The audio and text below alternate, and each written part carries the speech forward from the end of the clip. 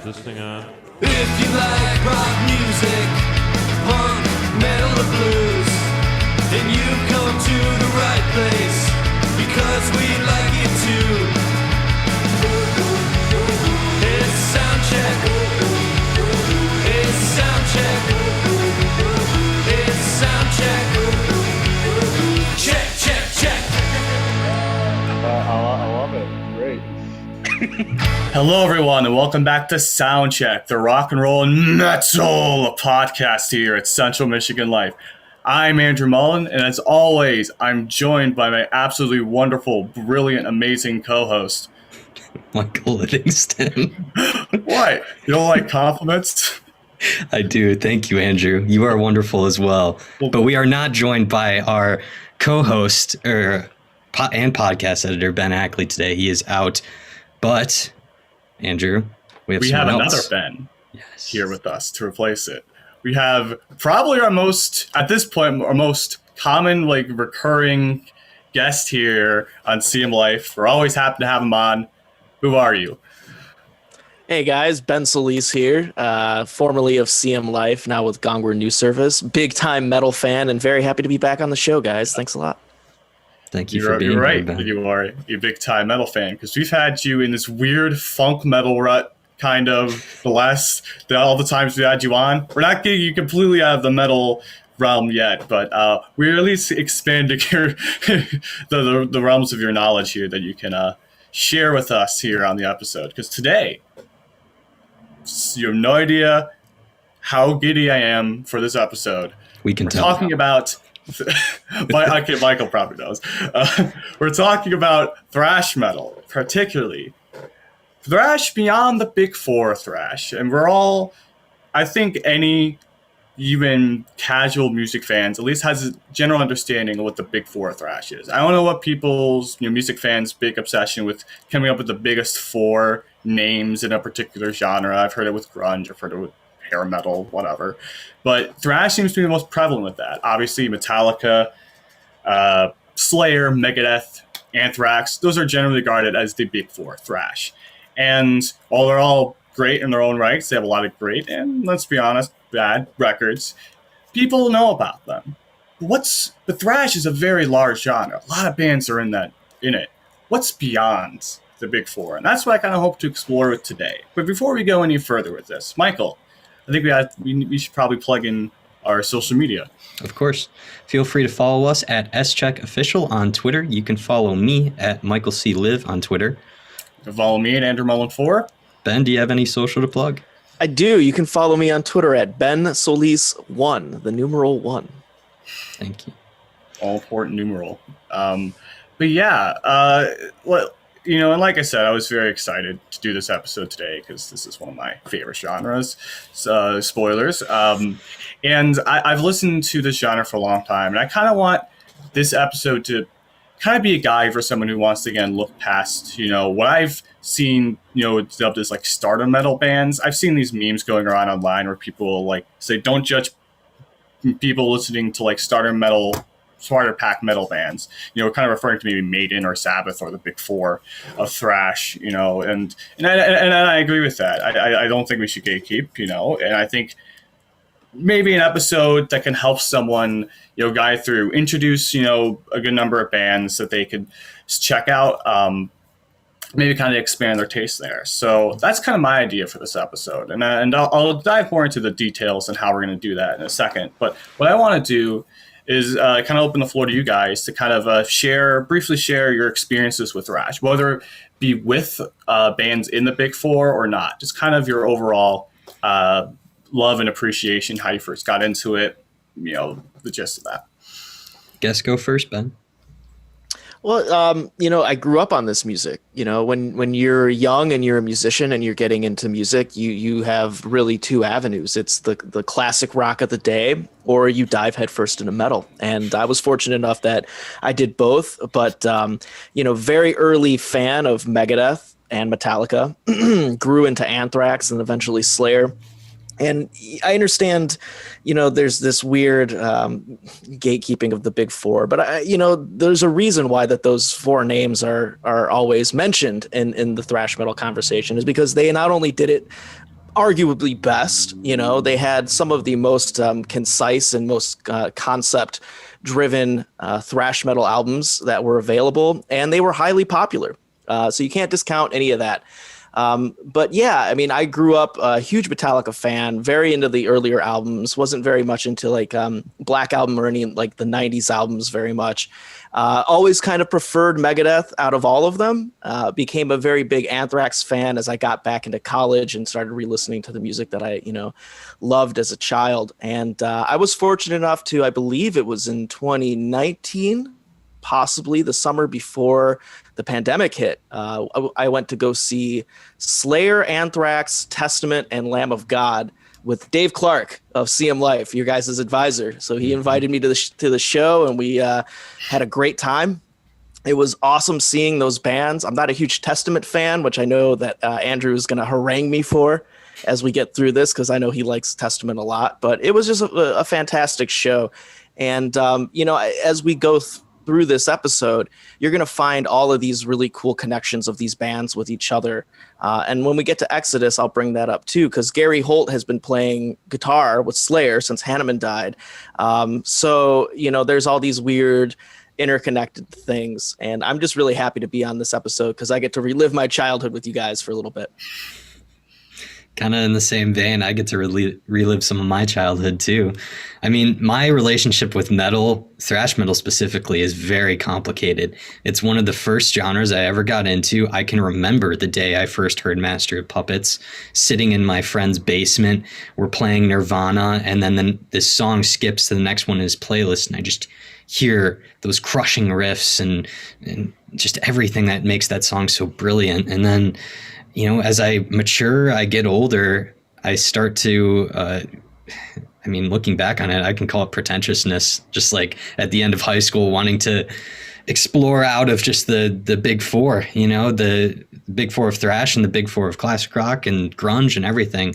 I don't know, maybe you can call it an identity crisis, but, as I get older towards the end of my college career, I start to realize that those old pretensions need to die. And this episode was a great way to get that going. So I'm really excited to be here too. You can call me the thrash normie on this one. That'll kind of be my role throughout this. I'll insert my opinions then. But I'm hoping listeners who are new to this stuff can sort of relate to me and kind of go in with an open mind. What's up, Ben? Michael, don't feel bad about that whatsoever, man. No. Everybody has that. Everybody has that period where they are into one type of music. They think it's lame and they get over it. But you know what? You're a good man for going back and admitting your ignorance, because I had to do that myself a lot of times while I was in college too. And this is when I revisited most of this music as well and really found a new appreciation for it, because I was an adult now. I wasn't a kid anymore. So rock on, man. No worries. Thank you. I think Andrew's the only person that I don't think ever had that evolution. No, you've been in the same music your whole life. Well, not quite, but no. But yeah, first of all, and I totally agree with Ben there. There's probably plenty of bands that I can think of where I'll, sit on Electric Light Orchestra, for instance. Not still a huge fan of them, but see, Ben sees. When I was first getting into music, oh, they're great. And then, a while, oh, who needs that synth crap? And then, now that I look back on it, it's well, what am I talking about? It's ELO. They're fine. They're a talent. They're innovative, but whatever. But besides that, talking about metal, my journey, kind of probably similar to your guys's. I started, like many people, with Sabbath, but I didn't even realize that Sabbath was metal at the time, because metal has evolved so much sonically over the years. I remember when I was first getting into music, thinking, I don't want this metal crap. It's just a bunch of people screaming and going grr, whatever. And obviously it's very incorrect. And once I learned that, hey, that Paranoid song by Black Sabbath on my phone is apparently metal, I really like that. Maybe I'm being pretentious here, and I should just go explore it myself. And thus, I went through all my dad's, Metallica CDs, and eventually that led to the rest of the big four and bands beyond it, like Overkill, and I mentioned Testament, and later on bands like Kreator. I found myself really enjoying it, and it's probably among my big three, my personal big three genres. It's punk, alternative, 90s alternative, and thrash metal. Those are my my three like cherished genres that I just love beyond death. And it's interesting. We talked about like, kind of exploring this genre in high school and kind of getting into it. And obviously, I mean, as an angsty, whatever year old in high school, yeah, I mean, thrash is a fairly appealing genre, especially when I wanted something that was loud, fast and aggressive. But even as I've gotten older, I found myself when now that I can appreciate, musicianship more and production more, and the more that I've learned about music, I find myself still really enjoying the music. And, even I will say there are very legitimate issues and criticisms of thrash for sure. Overall, I find so much to love about the genre still, even though I'm about to graduate college. Like Michael said, it's my willingness to listen to thrash has ebbed and flowed a bit during my life, since high school. But generally, I still love this music. And researching this episode was just a blast for me because I got to revisit a lot of stuff I haven't checked out in a while. All right, Andrew. What's the next step here? Are we going into our bands? Are we possibly discussing the Big Four a little more in depth? So my idea is, apart from when it's necessary, we don't really mention the Big Four very much. I think most people generally know, especially if you're listening to this episode, you probably already know who the Big Four is and what they have to offer, their big albums, their big songs. But like I said earlier, I kind of want to give the bands outside of that a chance to shine. Give people who want to explore beyond that a chance to kind of explore those genres. So what we've done here today, I think we've come up with a total of 9 bands to kind of like give general introductions to. We're not going to go deep diving into their whole discographies or their histories. God no, that'll take forever. Just a quick introductions to all these bands. Either myself or Ben has picked out either 2 albums, an album, or maybe a collection of songs to help Michael in particular, but even each other, because I wasn't even familiar with all the bands on today's list. Give a general idea of what this band sounds like and who they are, and and also for the listeners at home. And we'll kind of discuss the bands around what we listen to. And I'll let the audience know who picked for what band, when we get to them. Each of the band also kind of fills in like a certain category, I guess, or subgenre, and that'll make more sense as we kind of go throughout the list here. Other than that, do you guys have anything else you want to say before we dive into these bands that we have here today? No? I think we're good. Let the headbanging commence. No, my neck's already hurting too much from that. Commit to your bit, man. Oh, dude. Maybe at the end I'll let the hair flow. Maybe Ben and I can rock it at the end. Although I think your hair is long enough for that too, Michael. Maybe. Mm-hmm. I don't know. Anyways, let's get started. So the first 3 bands we're talking about today is under the category of what I'm going to call the little 3 of thrash. Pretty much. These first 3 bands we're going to talk about are generally regarded by metal, fans as the biggest, bands in thrash outside the Big Four. I mean, some might dispute maybe some of these, but like really, it's hard to argue, even when especially when you look at their monthly Spotify numbers, that these aren't the biggest 3 bands outside of thrash. And the first band that we're going to talk about here is Exodus. Obviously famed San Francisco, Bay thrash band formed in 1979. It's not the last time you'll hear about the San Francisco Bay Area on this episode. In fact, I think Ben will definitely kind of elaborate on that more. But key members, there's a lot. There's been so many lineup changes with the band. It's kind of hard to narrow that down. But generally, you're going to have 3 studio singers throughout their entire careers. Paul Bailoff, who's only on their first record. Steve Souza, is that how you say his name, Ben? I've never been able to say his name right. I think so, yes. I'm not sure of the pronunciation either, so your guess is as good as mine, but Steve yes. Souza, yes. But he's been in and out of the band a lot. And then Rob Dukes, who's with them throughout like much of the 2000s. Generally, those are your vocalists. You also have, of course, famed guitarist Gary Holt is probably one of the most consistent members throughout the band's history. You have Kirk Hammett, obviously Metallica fame was there shortly before they recorded their first record. You know, and you have a lot of different people moving in and out from there. Ben, would you pick the songs up for this band? What else do you want to say about Exodus here? Andrew, I think you pretty much nailed it.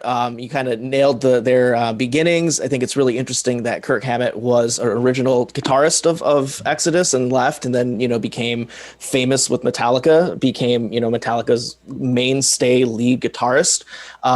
Almost better for it now, you know, because Exodus got Gary Holt. He became their main songwriter, and, you know, the rest is history. You know, Testament and Exodus are both kind of deserving to be in that big four category, and they never really were. And that's really unfortunate, especially in the case of Exodus, because, you know, their music was so influential to not only, you know, members of the big four, but to people who came afterward and said, yes, this is the type of metal I want to play, even if it was some derivative of thrash metal and some kind of subgenre. Exodus was one of the bands that really propelled people forward in their exploration of metal. So the albums that I picked are their first album, Bonded by Blood, and then actually their third album, Fabulous Disaster. And the reason why I picked these two is because you got to go with the first album. You always got to go with the first album to get a good sense of where this band was at when they were formed, what they were thinking when they were writing their first few songs, you know, understanding how the band came together as a unit and whether they meshed well or not. And I think that Bonded by Blood is a really good example of that, because it is stripped down. The production is not very good. You can tell that this was a band that, you know, played out a lot and got a lot of recognition, got by some act of God or Satan in this case, I'm not really sure, got an A&R guy to sign them and give them a small record deal. And that's very apparent on Bonded by Blood. It sounds like a garage album, and I think it's really cool. I think there's some aspects of it that are really amateurish, maybe not as refined as they went on later. But Bonded by Blood is a really good place to start. And if you're going to start anywhere, I would suggest A Lesson in Violence. That is probably the biggest jam of this album. And it happens pretty early on in the album too, so you get a good sense of it. So let's take a listen to that now.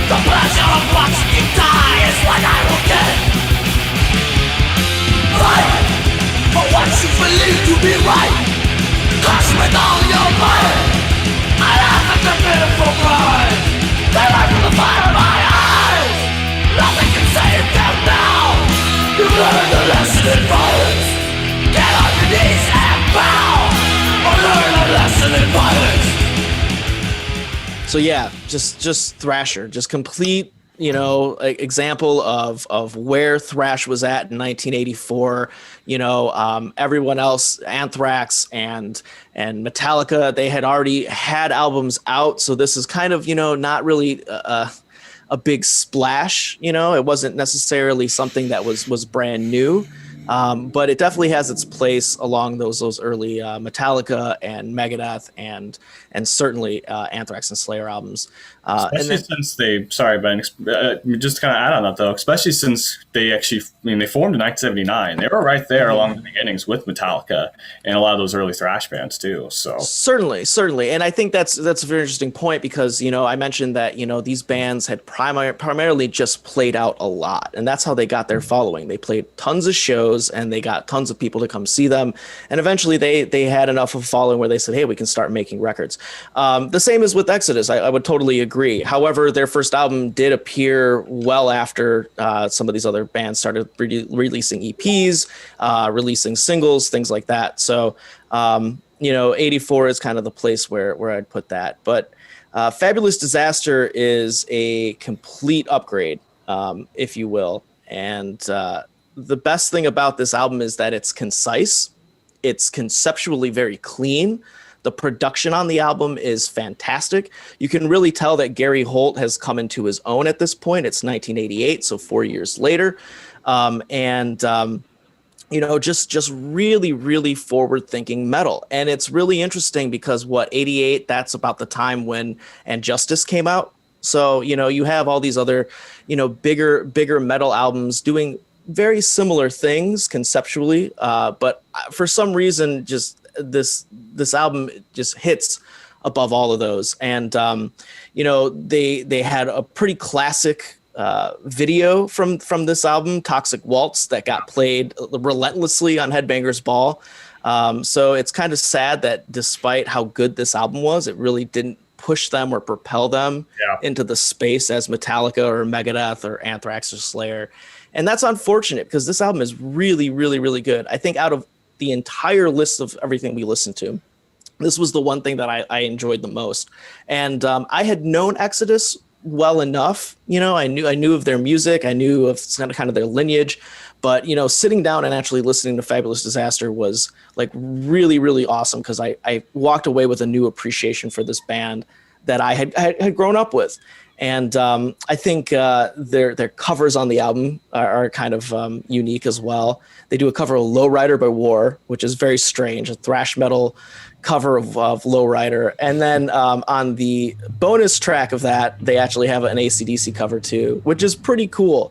If I could compare this band to any other of the big four, I'd say that they sound the most like Megadeth. And I think that the singing kind of mimic Dave Mustaine's a little bit. And that is really, really apparent on this AC/DC cover because clearly they're trying to go for the crackling AC/DC vocals. And it really honestly just sounds like Dave just stepped in to sing an AC/DC song. But if I had to pick one thing off of this album that I would really like to highlight, it's Cajun Hell, because that song is such a diversion from the rest of the album. These guys are very good musicians.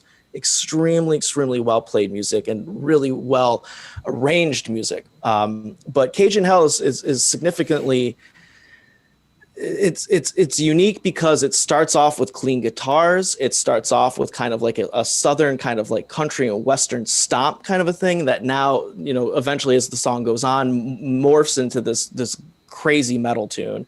So if we could take a minute to listen to that, that'd be great.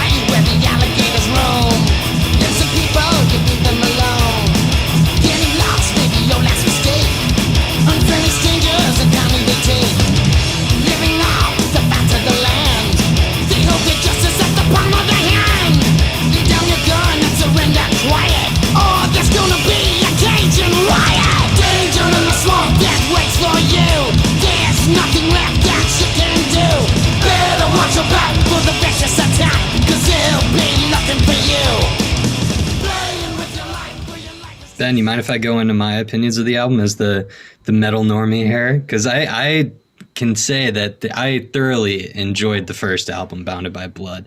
I love that lo-fi characteristic that kind of went through in the production.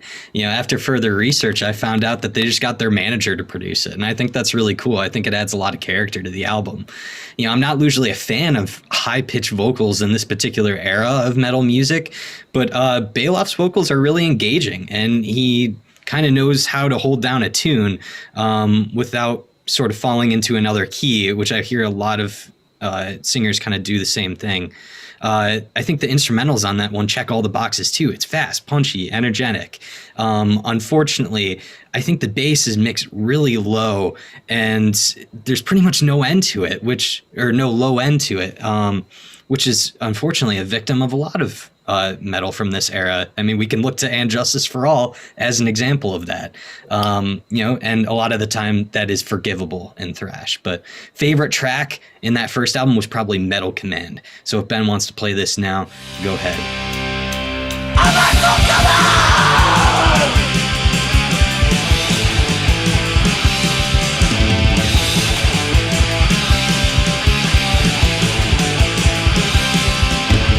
From time to time and leave a trail of death. And if you don't surrender, you'll be the final breath. There will be no survivors, no prisoners of war. Join our ranks of perish, we'll slice you to the core. This song in the air, flashing everywhere, banging in the sound, facing something down. It's time to fight for metal tonight. Bangers take a star enemy. And I'm not sure if this is a controversial opinion or not, but I enjoyed Fabulous Disaster, but I don't know if I can put it above Bounded by Blood, just because I guess I'm more of a Paul Bailoff guy. I think the screeching that goes on all throughout Fabulous Disaster just falls into that vein that I'm not into. And maybe some people will agree with me. Maybe some people won't. I mean, Ben, I'm the guy that just got into Van Halen this year. So I'm not really coming from a good place when it comes to kind of vocals of this era, but I love the cover of Lowrider. I love Cage in Hell. That is my favorite track as well. And I think Tom Hunting brings it all on his last album. I mean, all of his fills are crisp, mixed well, overall very memorable. Not much I would change. What about you, Andrew? Yeah, I'll try to keep my take on this short. You know, I'm gonna be kind of like a contrarian here because I like Exodus. I think there's a lot about this band to enjoy. You know, Gary Holt is a great guitarist, and he will always hold a special place in my heart because you mentioned our advisor for CM Life, Dave Clark. He once bought us a cameo of Gary Holt to celebrate, I think, on season 3 of Soundcheck. I don't know, which is somewhere probably in our Twitter timeline, you know, eons ago. So that'll always be memorable for me. And yeah, I think Fabulous Disasters is a great record. I don't know if last time I'd really heard those tracks there before, you know, apart from any Toxic Waltz, but man, it's just, that record hits so hard, even lyrically at times. It's really interesting. You know, they you know, Last Act of Defiance talked about like, you know, prison riots, you know, the unjust criminal justice system that we have. You know, like Father Like Song talked a lot about, you know, this vicious cycle of, you know, domestic violence, you know, kind of being passed down from generation to generation. You know, normally metal is kind of like, especially thrash, I feel like a lot of people like kind of dismiss the lyrics. Oh, lyrics don't really matter. And I think in some cases maybe, but I think that's a really unfair, you know, critique on the genre, because some bands really do put a lot of effort and thought into their lyrics. And I think in those two particular songs they did. The thing here with Exodus, I think kind of holds me back from loving them more, because honestly, personally, they just don't do much for me as compared to a lot of other people. You know, they don't stand out to me as much. I think it's really the vocal department. I don't think they've had, like I said, 3 singers across their entire studio recordings, and none of them really stood out to me that much. I honestly did not like Paul Bailoff's, you know, vocals on Bounded by Blood. I'll have to disagree with you on that one, Michael. You know, I mean, it wasn't terrible, but I'm getting like the first record from Anthrax vibes on that. It's just, I just feel like he's really rough and it's not pleasant to listen to at times, and not in a good way.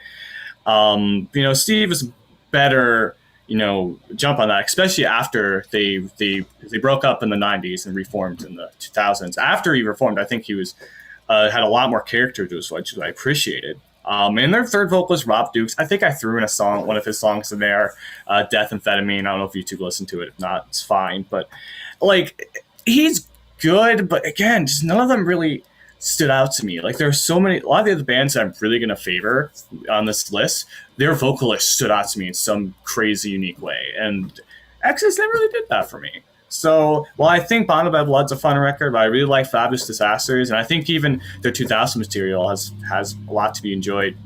I don't know, they're just not one of my all-time favorites. I think one of the things that you guys are both right is that it's hard to orient yourself as a listener with this band, because despite the idiosyncrasies of the group carrying on, because obviously they were all these songs were written mostly by Gary Holt.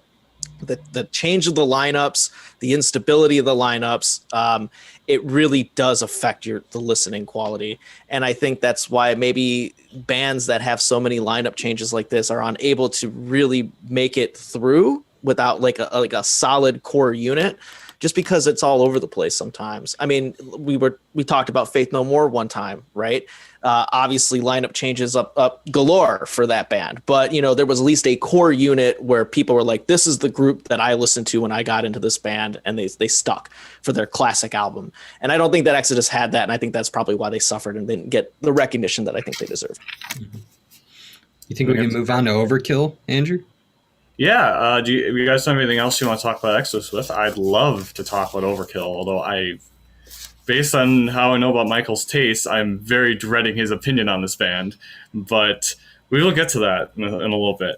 Overkill, East Coast Thrash. Talk about East Coast Thrash this time. Formed in 1980. Your key members for this band, and I believe they've they haven't broken up. They never broke up.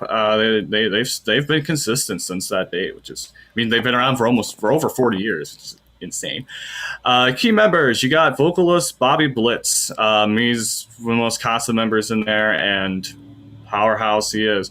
Guitars, for their early records, the more celebrated records, you had a guy named Bobby Gustafson.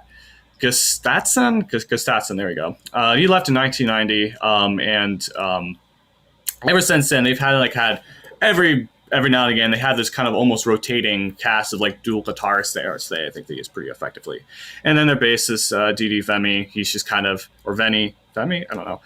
He's been kind of there, again, one of the more constant members along with the band since their inception. So those are your core members. They've released 19 studio albums since they formed, which is insane. They got a large following in the late 80s, had a bit of a slump in the 90s, and it's not the last time you'll be hearing me say that to this. And they kind of got a resurgence of popularity around the turn of the last decade, around 2010. I do want to stop and kind of pause there and to kind of talk about, because I think Michael Mike kind of alluded to it with production, and I'll get to that in a second. But the general idea is that a band will become big in the 80s to some degree, and then they either break up or just slump in terms of quality in the 90s, due part just making weird, stupid decisions. And then they kind of bounce back a little bit, after either reformation or kind of somewhere in the 2000s. That seems to be a trend. It's almost like hair metal, where the 90s just killed these bands, outright, at least for a little while. So I don't know. Do you guys, maybe Ben in particular, did you guys agree with that when looking into these bands' histories? I do, and I think that it's unfortunate that these bands kind of hit this cosmic muse of just we're plugged in, we're writing all these great songs, and then somehow 10 years later they just can't do it. I'm not sure whether that's because thrash metal just fell off in the 90s, because of everything that happened.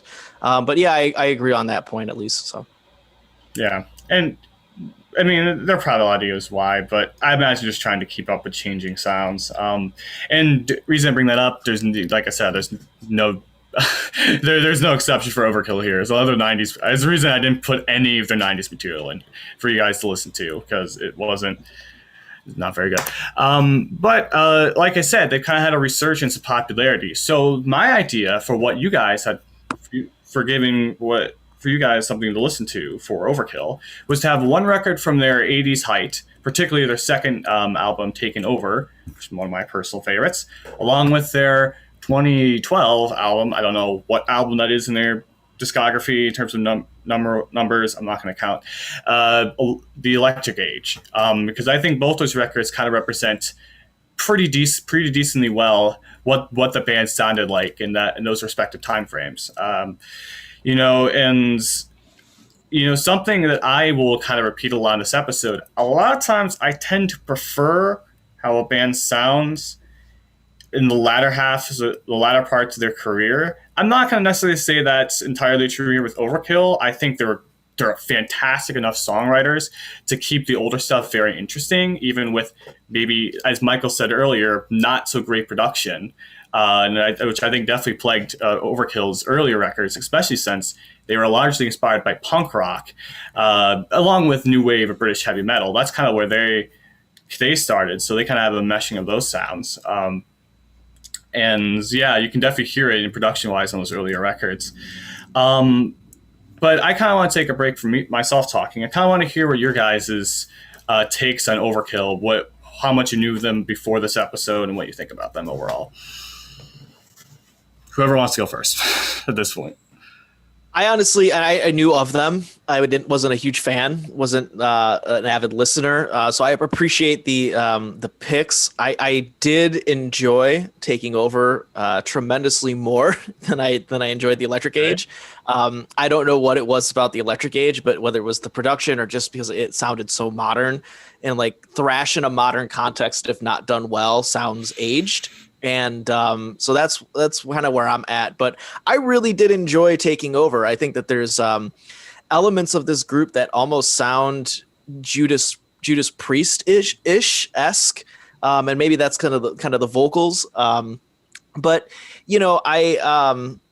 I get what you're saying. I get what you're saying about these bands finding a particular groove in the 80s and not being able to keep it up. But overall, I really did enjoy the first album that you presented. If I had to pick one that I really liked off of it, it's probably Fatal If Swallowed was a great song. And then Electro-Violence was also very good. Let's listen to Electro-Violence right now.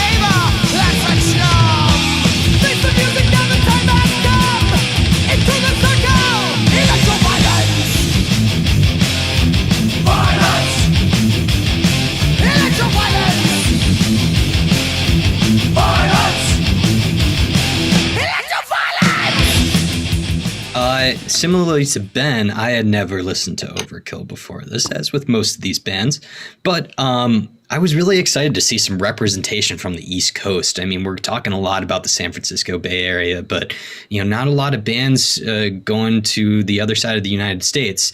I was somewhat torn over Taking Over.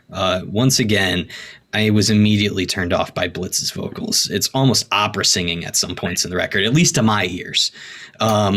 Once again, I understand his vocals age well later on, though, which I'll get to. Power Surge was probably my favorite song off of that record. But yeah, the rumors were true on Electric Age. Bobby's vocals aged better. His melody writing, I think, improved. After further research, though, I got really into that first record. I wanted to go above and beyond for this episode for you, Andrew. So a lot of my listening, I did songs that weren't in the playlist. I think people who want to get into Overkill to give it a good shot, but are coming from maybe a punk route, should start off on Feel the Fire. I listened to it all the way through. I love the punk and metal fusion. Sonic Reducer is a goddamn jam. And yeah, their cover is great. And their first song on that record, which escapes me, is also very punky, very great, and probably my favorite Overkill song. Moral of the story: shame on you for not putting that record in, Andrew. But Overkill as a whole divided for me. I think we're gonna get to some bands later on that incorporate their punk roots a little more aesthetically. One of the ones that Ben brought in. So yeah, give or take on Overkill for me.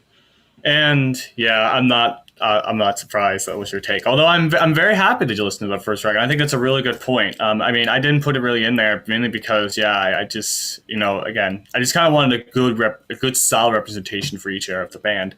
But it's a great point about that first record. And while I do enjoy the kind of operatic singing that Blitz brings in the 80s, even though Michael doesn't. I just love how his voice soars a lot on Taking Over, or even later records like Years of Decay, which is often regarded as fans, but probably their best record. Maybe I should put that one in there. But although Song Elimination, right now we're in the pandemic, probably not the best to talk about. But I put Electric Age in there because A, I really like the song Electric Rattlesnake. And B, to kind of showcase how his voice is aged. It's so bitter, and it's got this just edge to it. It's just growly. It's got so much bite to it. I love how Bobby Blitz sounds now. He's almost used his age almost to better how he performs as a frontman for this band, and I think it's great. I think you pretty much hit the nail on everything I wanted to talk about between the two of you. The last thing I'll say about Overkill is that, like I said, Years of Decay is great. If you like the newer sounding stuff, definitely check out Ironbound and White Devil Armory. Beyond that, I want to play the song Electric Rattlesnake here, and I think we can move on to the next band.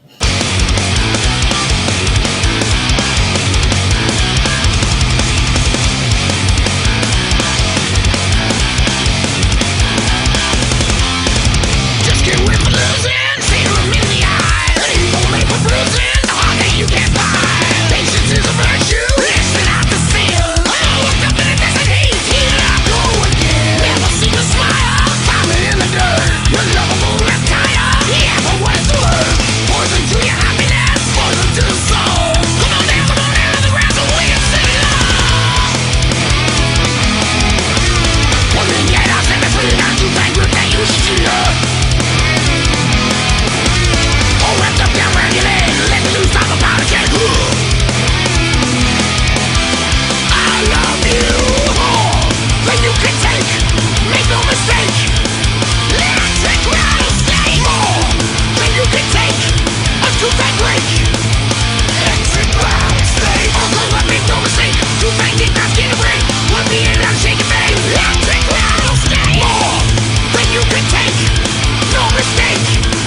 Electric rattlesnake, electric rattlesnake.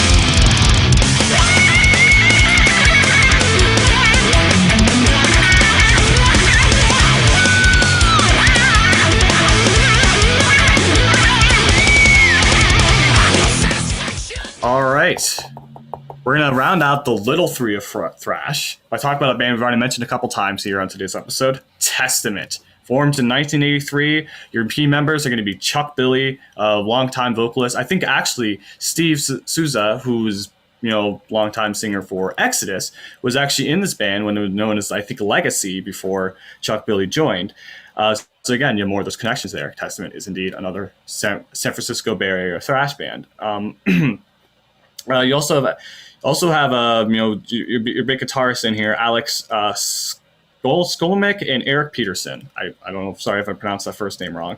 And then you have your bassist Greg Christian, who's honestly, after revisiting, one of my, if not my favorite bassists in metal. He's so much fun on those early records.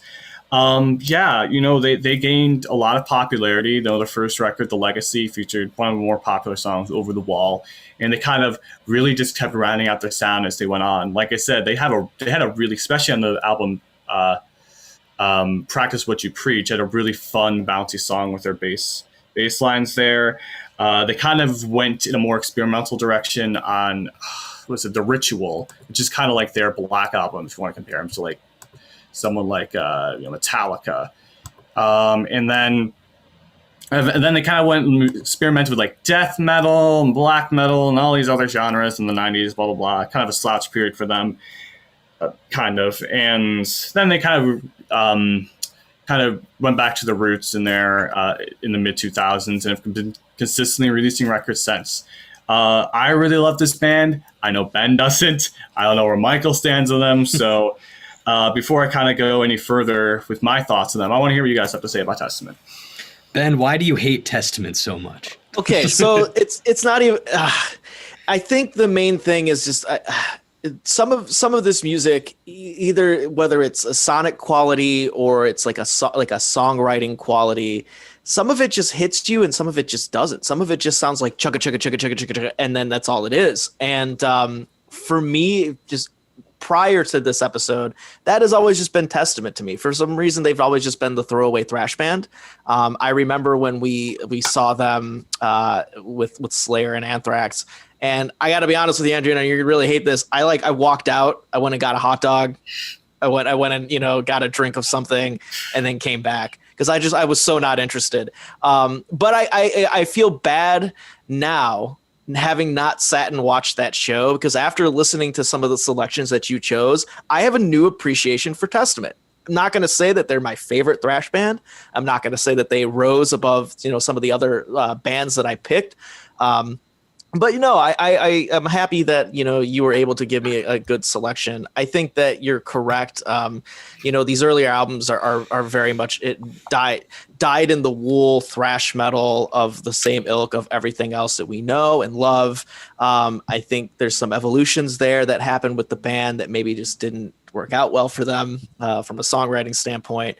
But I do have to tell you that I did like Brotherhood of the Snake, and that's so strange because that's a 2016 album, right? That is so far removed from what I would consider like classic, or like what I would consider the Testament that I like.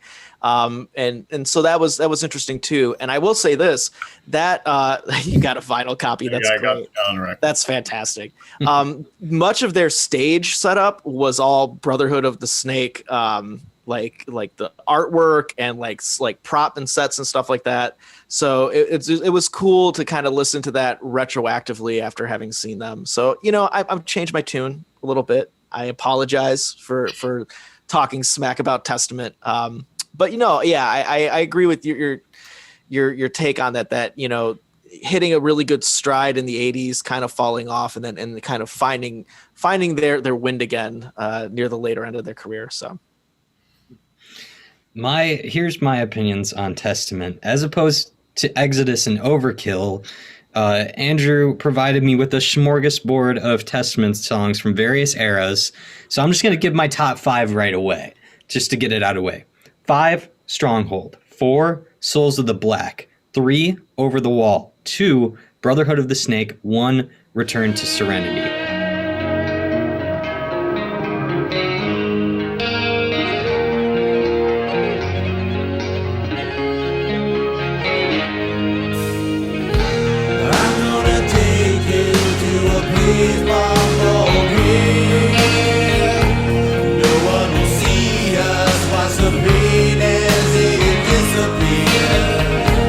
No time for anger, no time for despair.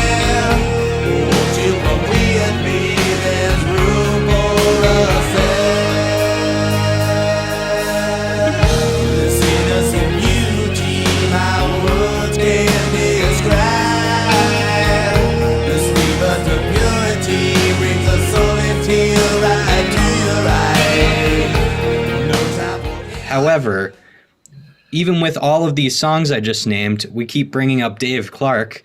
I was in the office the other day, and he said, fuck all of those songs. Listen to the album Brotherhood of the Snake. And it blew me away. The playing was so much more purposeful than any of the songs I just listed. Every note was just perfectly chosen. Chuck Billy's vocals were like atmospheric in this way I never considered before. It even has some like corny spoken word passages that I think just added to it. But main takeaways, if I had like Skolnick or Peterson's guitar and songwriting abilities, I'd never have to practice again. And it gives me hope that like a band can create such a slick album so late in their career. I mean, it's really a hard-hitting, punchy album. And it's like, it sounds like these guys are like 25 again. It's amazing.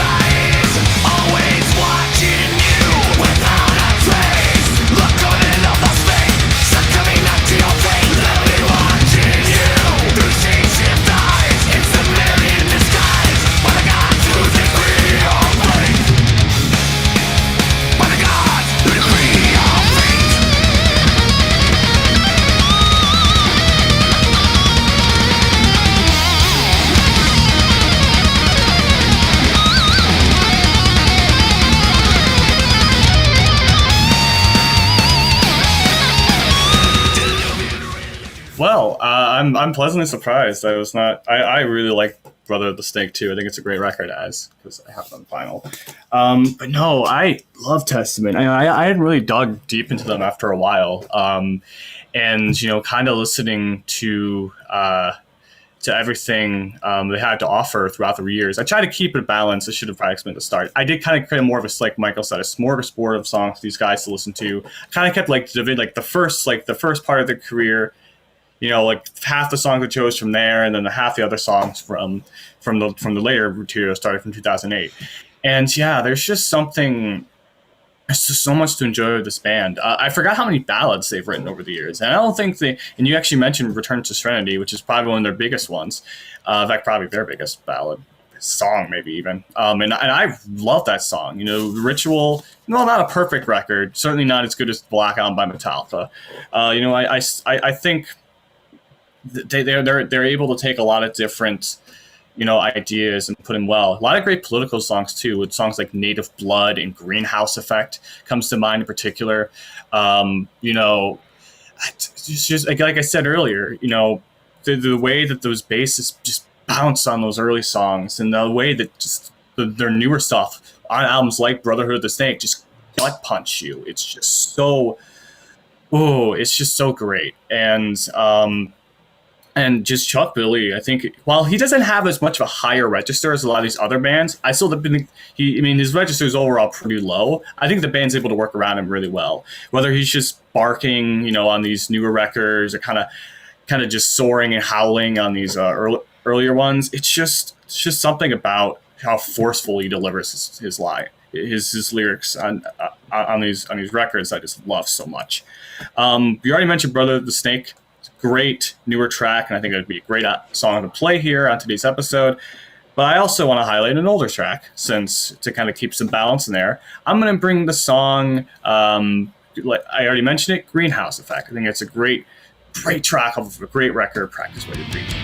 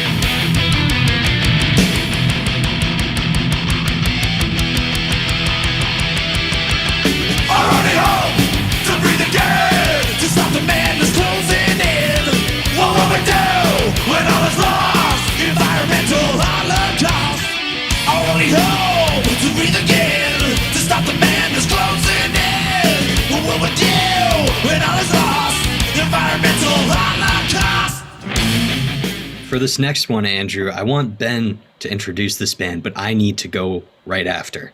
I promise you, it is a must. That is okay. Please. We will relinquish the mic to you, man. I'm really happy that you guys brought me on, particularly So first of all, Ben, actually, real quick. Oh. We'll start over. The old cut.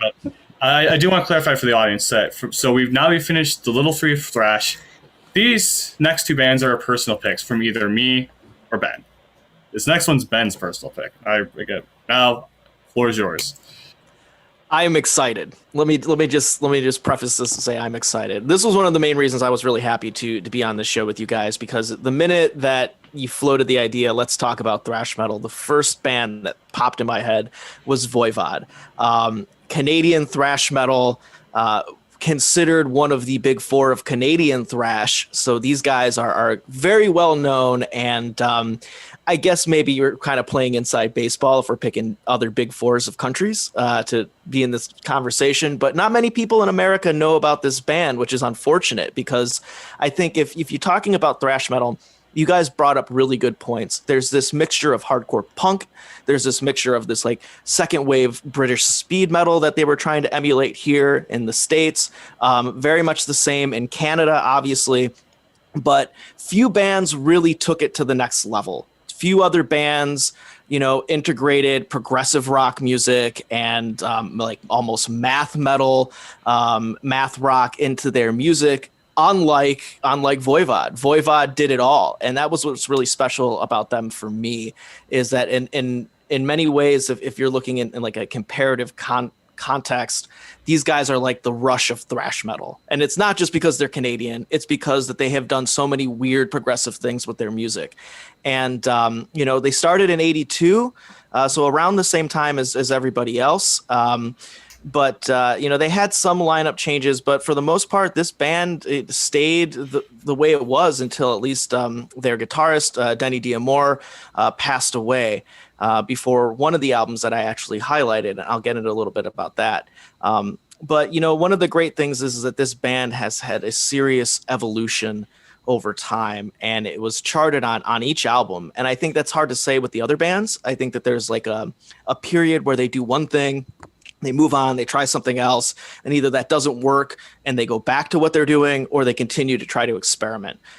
This band didn't stop experimenting, and I would argue that every experiment that they tried worked. It was successful, and it added something new to each album. And I think when I was introduced to this band, I think I knew about them a little bit, but honestly, I think Dave Clark was the one who said, "Hey, man, listen to this," and it just blew my mind, and I've been a huge fan ever since. So I kind of jumped around with my album picks for this one, simply because I wanted to give you guys the best example, while also kind of highlighting things that I really liked about it. So the first album that I'm going to bring up is the classic Killing Technology. One thing about this band I'll say is that, like Iron Maiden, they also had a mascot, and I'm gonna butcher how to say this because it's like almost half French and Canadian at the same time. I think it's Korgel or something. I apologize. They had a lot of weird stage names, is what I noticed. Yeah, Korgel, that's what it is. So they started depicting this character on their albums pretty heavily, and I think Killing Technology is the first one where it's really just like very clear. It's got Korgel in a spaceship flying around, and Killing Technology is great because it's such a critique on technocracy, a critique on politics relying more and more on a technological society. That's one of the things I really like about this band, is that they were political without being overly political. Just a lot of critiques. And Killing Technology is probably one of the best examples of their sci-fi fetishism in thrash metal. And if I'm going to pick one song off of this album, it's probably going to be Tornado. Tornado rules. So let's listen to that now.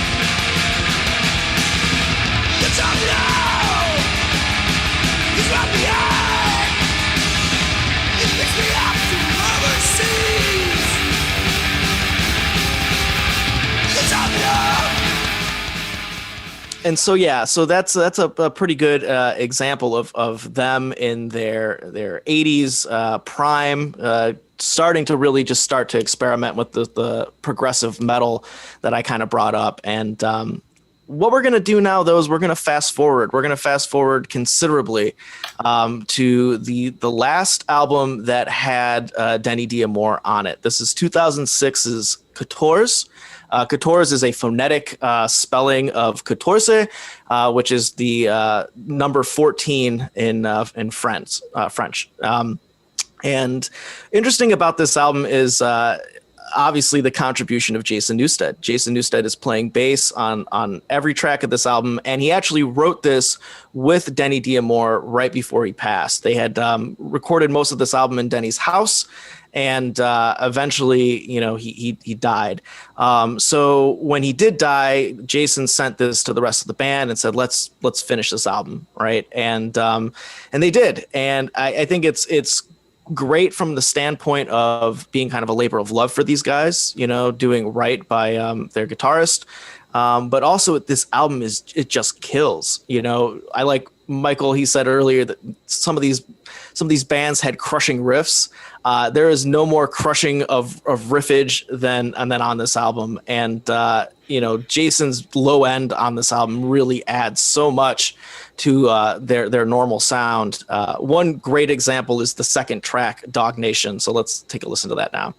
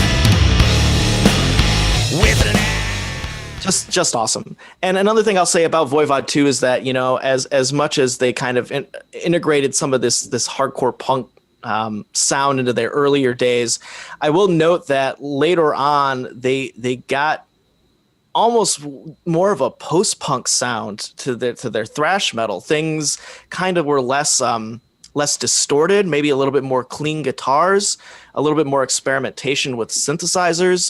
And it's difficult to hear. You really have to sit down and listen to some of this instrumentation to get it all in.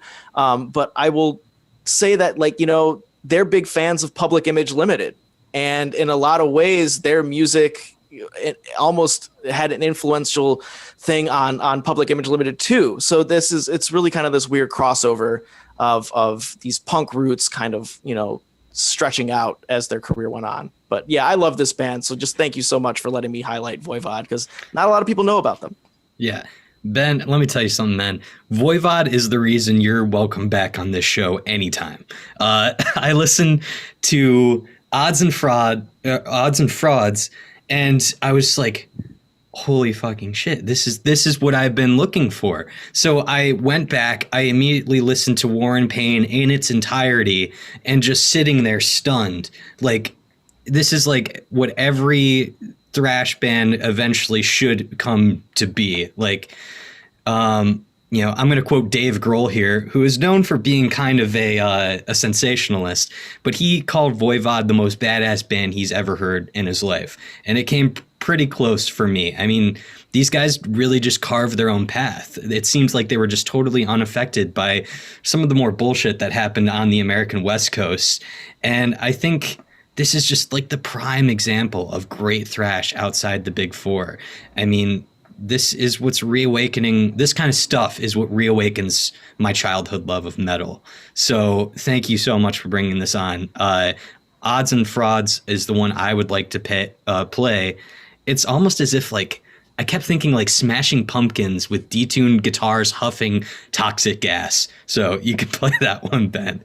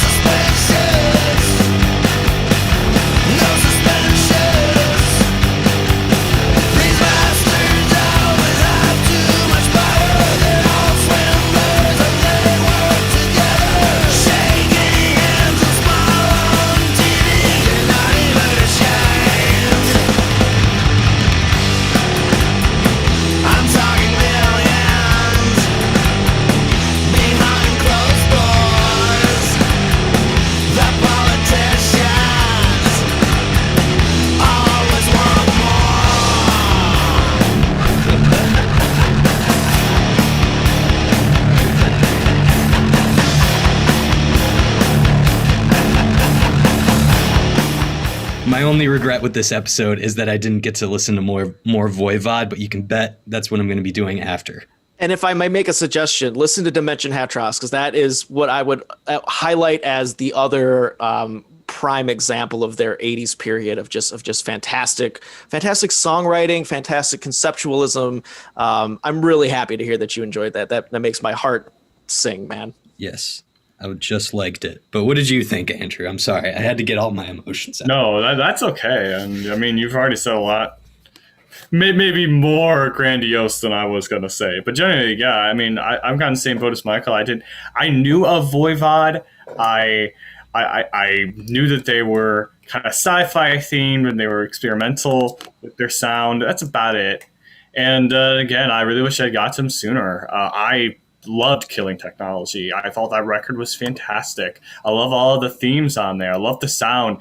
Their singer, I don't know what I don't remember his stage name off the top of my head, but the way he almost has this, at times, I want to say kind of flat delivery, but I don't mean that in a negative. It's just, he has just this really, I don't know how to put it. It's just this really almost robotic kind of way of delivering his lines, which fits their sound. I really liked it.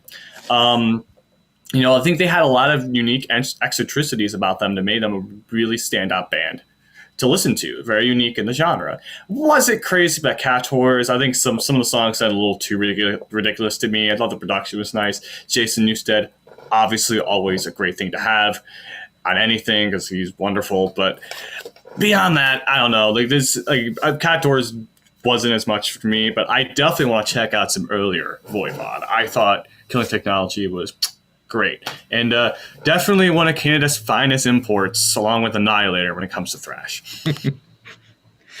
All right.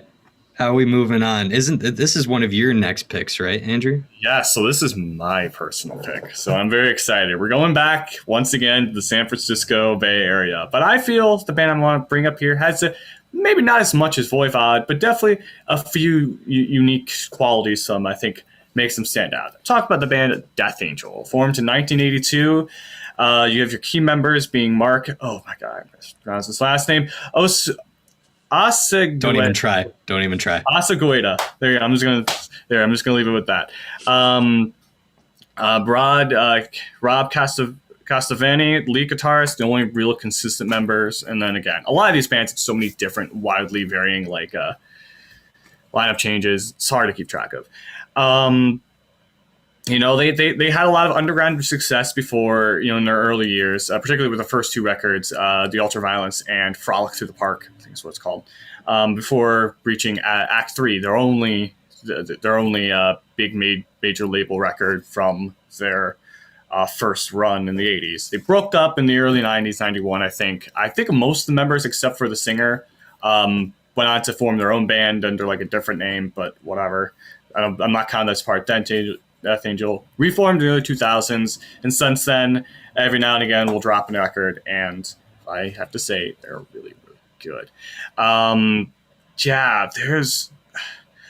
So I've talked a lot. I've mentioned a couple times about bands kind of either breaking up or slouching the 90s after a decent 80s run and coming back and almost reinventing themselves in a much, just in every way, it's kind of sound better. And honestly, I think Death Angel is the example of that. While I think their early material has a lot to like, particularly their 10-minute long instrumental epic off their debut, the self-titled song, The Ultra-Violence. I know 10 minutes, it might sound excessive, but no, trust me, it is awesome. It is worth every second.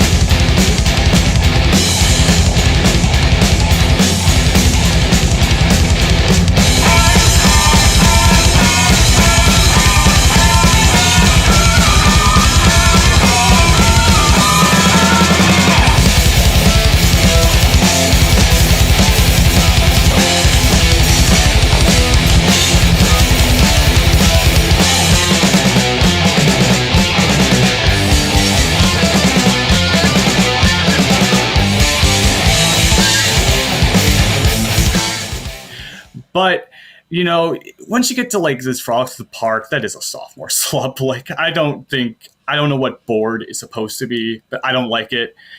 And no one needs to hear their cover of Cold Gin by Kiss. No.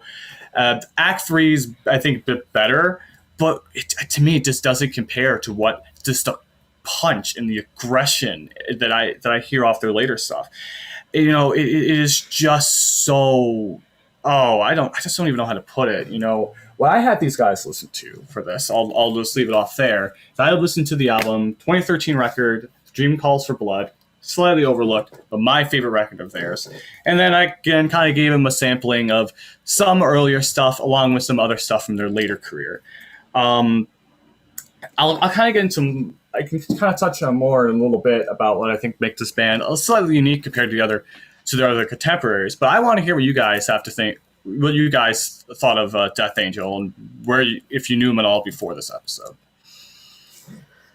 I agree with you on Frolic Through the Park. I really, really, really liked the Ultra-Violence. I really thought it was cool. I thought the title track was awesome. I am a huge fan of 10 or 13 minute long metal songs, so count me in.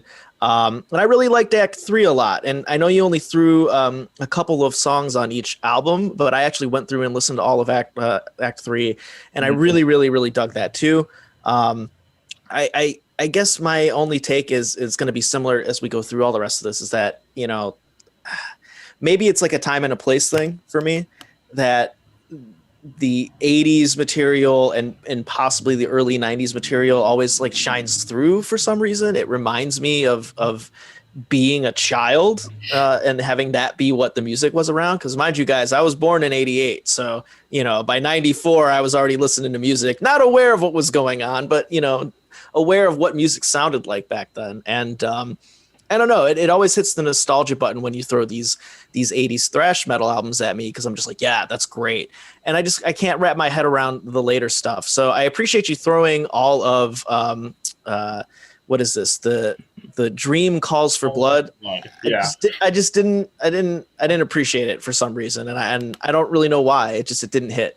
And you know, if I can comment on that real quick, I mean, that makes sense. I mean, because this Dream Calls for Blood, this is where I started. I started on this record, you know, and of course I was there when the follow-up record, Evil Divides, which is, I think, is a supremely underrated record of theirs. I don't know why a lot of fans kind of sleep on that one. It's I don't know. I think, you know, just I was there, so I'm probably more connected to that stuff than I am with something like the Ultra-Violence. But I do understand where you're coming from too, Ben. What do you think of this band, Michael? So Death Angel was the first band I think I dived into for this episode just because it came on shuffle on Spotify. And I remember somewhat really enjoying the material. The Ultra-Violence as a song, just to agree with what you guys are saying, is just amazing. It's a bold decision to put a 10-minute instrumental that is not necessarily a ballad into your debut record, so I commend them for that. But the Ultra-Violence as an album really stands apart from the rest of the band's discography, which I think is what Ben is touching on here. That 80s thrash sound is just so apparent there, and they do make themselves stand out from the other contemporaries. But I think what makes Death Angel stand apart later on is their use of melody. Many of their tunes are voiced almost like movie soundtracks. That's why songs like Heaven and Hell make such a good cover for a band like Death Angel. Again, I just got a small taste of the band's discography, so I might make some lofty assumptions, but my conclusion would be most of the material is great, if not somewhat forgettable, like what you're saying in the 90s and late 80s and stuff. But I think any slow song this band does, Andrew, is god awful, man. Oh, really? Yes, any slow song they do. I could not stand any slow song, but the rest of it I loved. So it was really just like a give and take for me. I hated A Room with a View and I hated Volcano. Really? Yeah, I just put Volcanic in there because I thought you'd really like it. But okay. No. Another level of cringeworthy for me. There. I'm sorry. Yeah. Okay. Fair enough. I don't mind the slower stuff, but what? I'll disagree. I'll slightly disagree with you there, but I understand it. The reason I think that Death Angel stands out to me, I mean, you mentioned melody, and I think that's a great point, Michael, because I think melody is a very underappreciated factor when it comes to thrash. I think you find especially in the big four, you'll find melody all over this genre, even if it's not like the most apparent, the most apparent, key aspect in any band. And any band that I think utilizes melody to their fullest potential are the ones that really stand out to me, because I'm a melody guy through and through. In fact, I'll kind of bring that point up with a band we'll talk about later. But yes, I think Death Angel's definitely melodic, and I love him for that. But one of the other reasons why I really like Death Angel, apart from Mark's crazy vocals, I think he just sounds so good, especially now the way he barks out it's so good. But their willingness to kind of get more personal with their lyrics, I think that's something I really appreciate. Songs like Lost and Fallen, I think their willingness to explore, kind of like what James Hetfield did on Master of Puppets. They're willing to explore addiction and depression and all these different ideas. And because normally these bands are about looking tough or singing about some apocalyptic whatever, which is fine, especially if it gets kind of political with that latter part. But I don't know. I really appreciate that Death Angel's not trying to be super meatheady like some of these other bands. They're willing to get a little more personal with that stuff. So yeah, I really like Death Angel. We already talked about the Ultra-Violence a bit here. So the song that I want to highlight here from the later material is the song Fallen off of The Dream Calls for Blood. The path you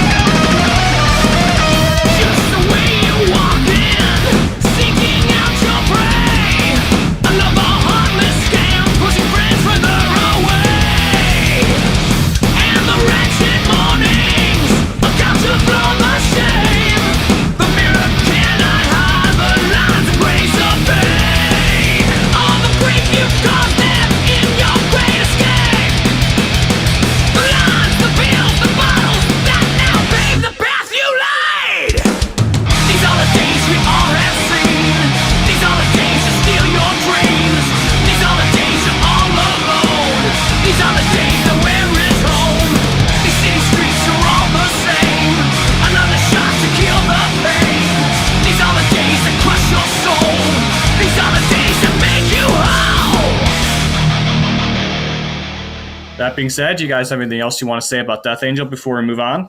I just, one of the things is that lofty for them trying to do, Dio Sabbath with Heaven and Hell. One of the main reasons why I did not like that album is because Heaven and Hell is probably my favorite Black Sabbath album. Yeah. I'm a big Dio Sabbath guy, so as soon as I heard that, I was like, click, I'm good.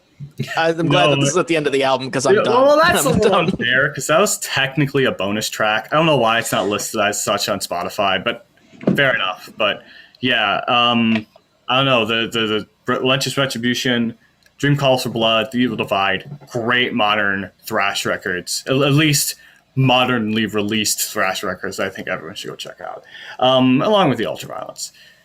Moving on, though, we're going to kind of be entering into some subgenres here of thrash, kind of, or offshoots, maybe more specifically. First off, the sixth band that we're talking about here today, White Zombie, and the reason we're talking about White Zombie here is because they're kind of being our representation for groove metal. If you don't know groove metal, I mean, name kind of says for itself, a slower, still very heavy, but slower, kind of, again, groovier version of thrash metal. These bands, not to say that these bands all like, chug, like really slowly, no, but groove metal was definitely a notable offshoot, especially as the 90s went in. If there's any genre that like thrash really morphed into strongly in the 90s was groove metal. In fact, a lot of bands that started off as thrash bands went on to actually become groove metal bands, particularly Sepultura. Ben, you picked the songs here for White Zombie, and when I asked you, hey, we were kind of talking about what groove metal band to put in here, you eventually settled on White Zombie. How come? Well, if you, per our conversation too, we kind of looked at a spectrum, right? What is the more well-known, groove metal band, whether it's Sepultura or it's Pantera. Okay, so let's not talk about them. I brought up Cro-Mags, which, as you adeptly mentioned, started off as a hardcore band, and by the early 90s had full on morphed into nothing but groove and thrash metal.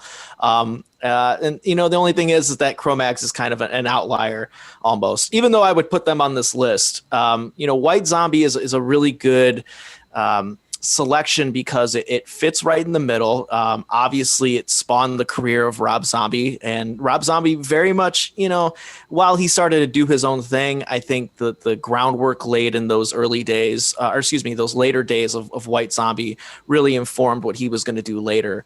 And White Zombie is kind of a weird anomaly because they started off as a noise rock band. If you listen to their first few albums, there's not really any metal on this. It sounds like post-punk and noise rock. And you can hardly even fathom that Rob Zombie would go on to do what he did. But, somewhere along the line at the album, let's see here, we'll pull this up, Make Them Die Slowly, you start to see these instances of like, okay, we're going to start experimenting more with heavy metal.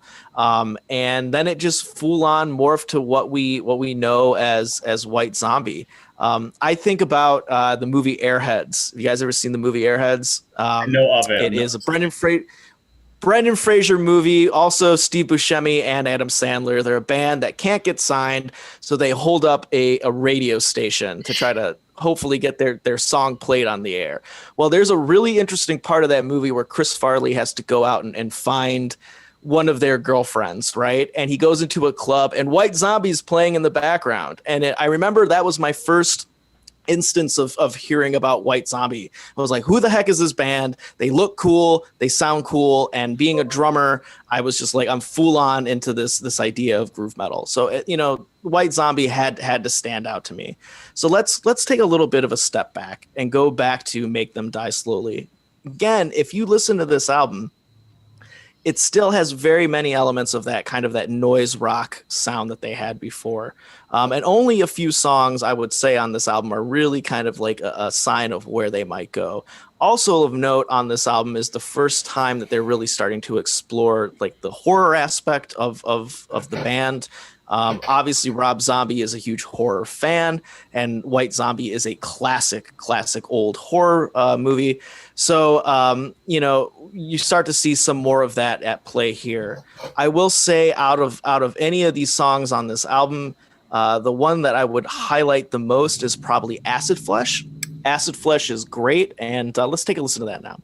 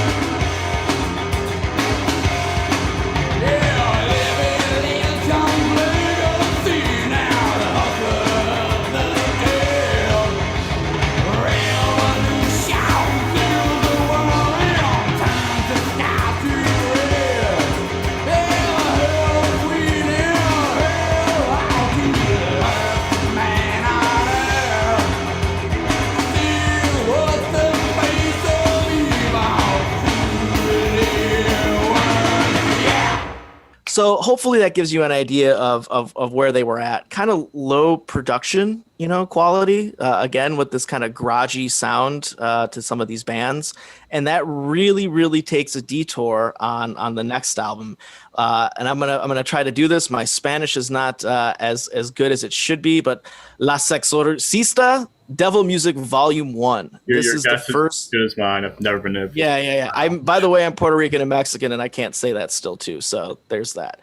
But this album's fantastic because it really starts to lay this groundwork of this like sludgy sound that we were accustomed to with White Zombie. I think that's one of the best ways I could put it, is that like sludge metal and groove metal kind of share that same space, whereas, a band like Helmet is so much more on that sludge side, and I wouldn't call them a thrash band at all.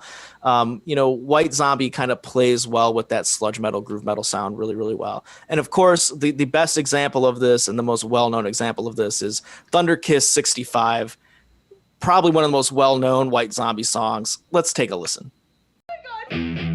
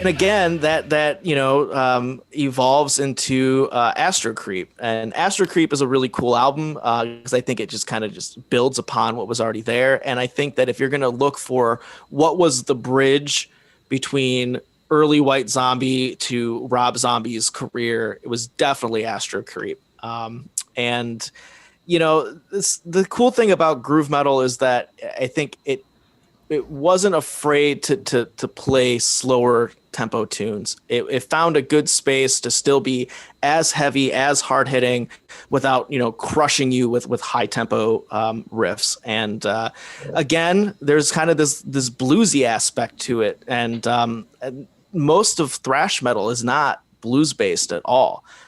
So it's kind of nice to hear that thrash punk sound mixed with something that could be considered more blues-based rock. And of course, another great example of this is More Human Than Human, another huge White Zombie song. And I will note too that I haven't been able to confirm this, but I'm pretty sure that is a reference to Blade Runner, because that is one of the things they say about the replicants, that they're more human than human.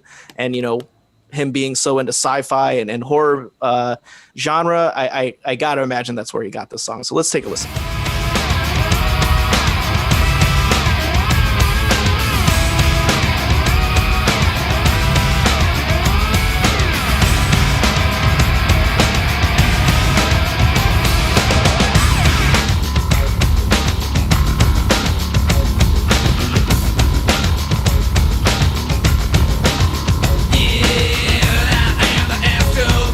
Demolition style, hell American freak, yeah. I am the crawling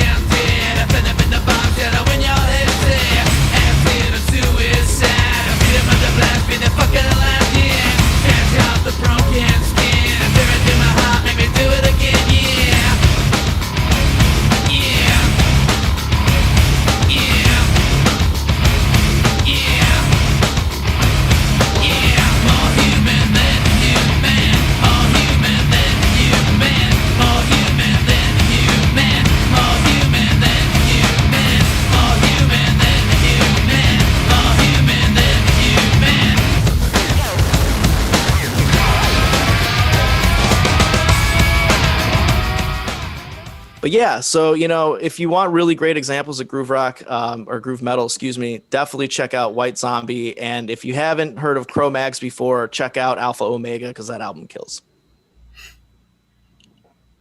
Michael, thoughts on White Zombie? I don't have a lot to add, man. I think you should actually go first on this one. Okay. Well, I will say I'm actually, while there's other bands I might have preferred to have talked about for groove metal, ultimately I'm very happy you brought up White Zombie because I really like White Zombie.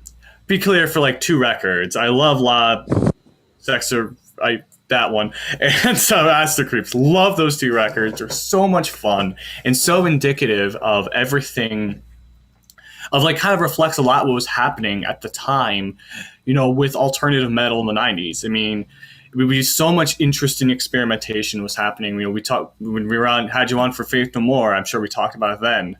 I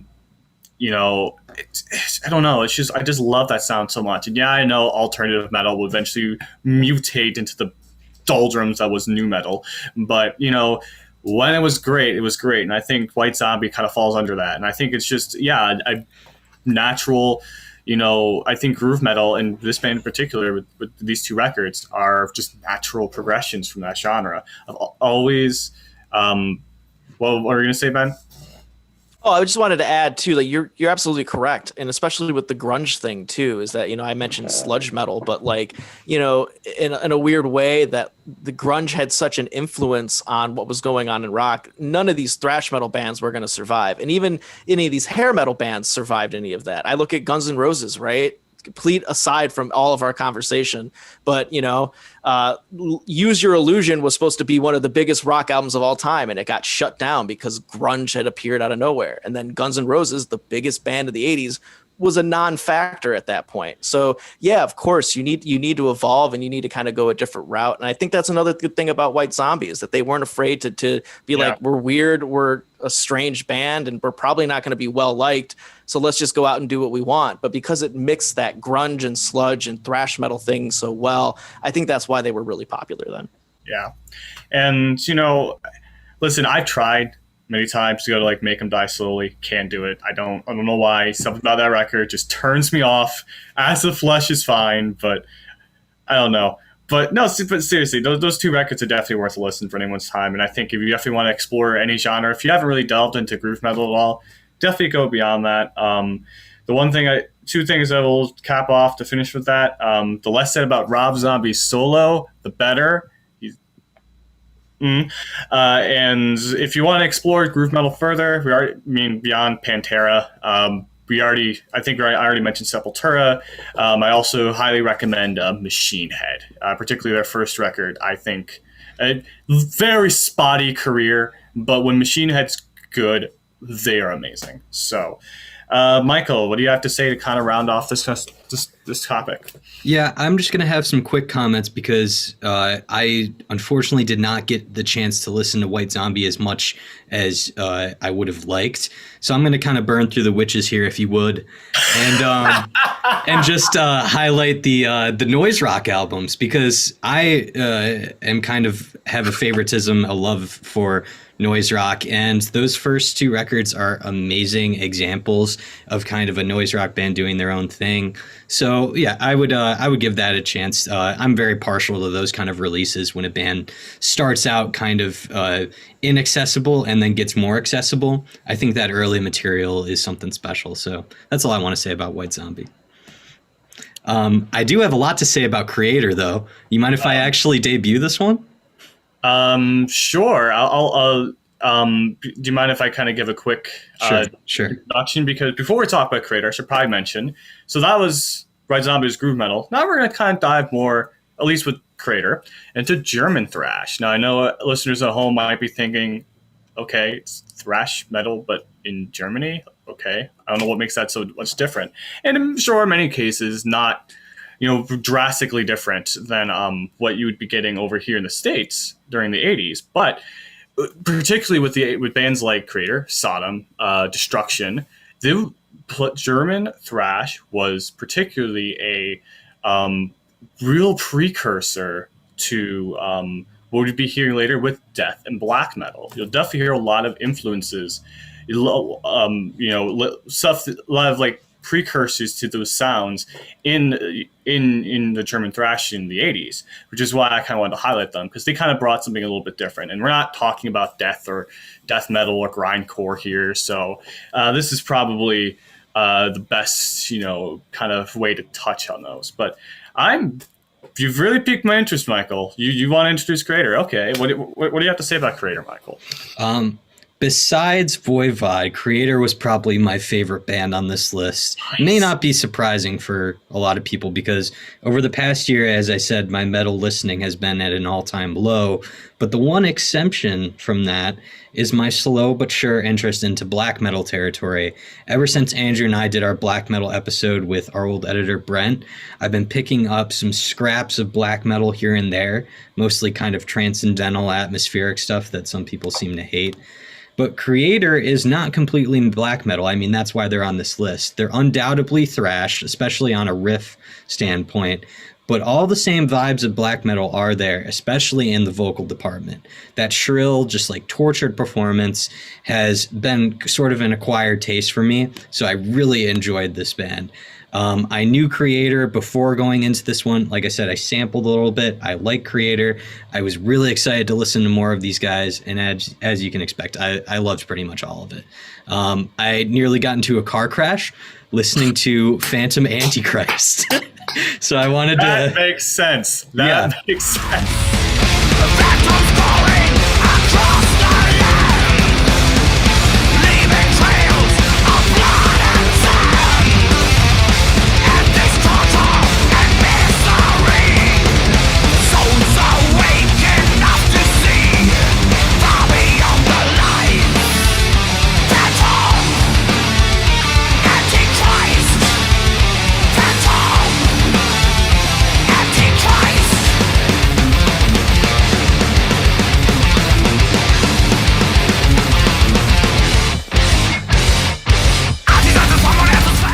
Yeah, I was headbanging so hard that I just I almost rear-ended a guy.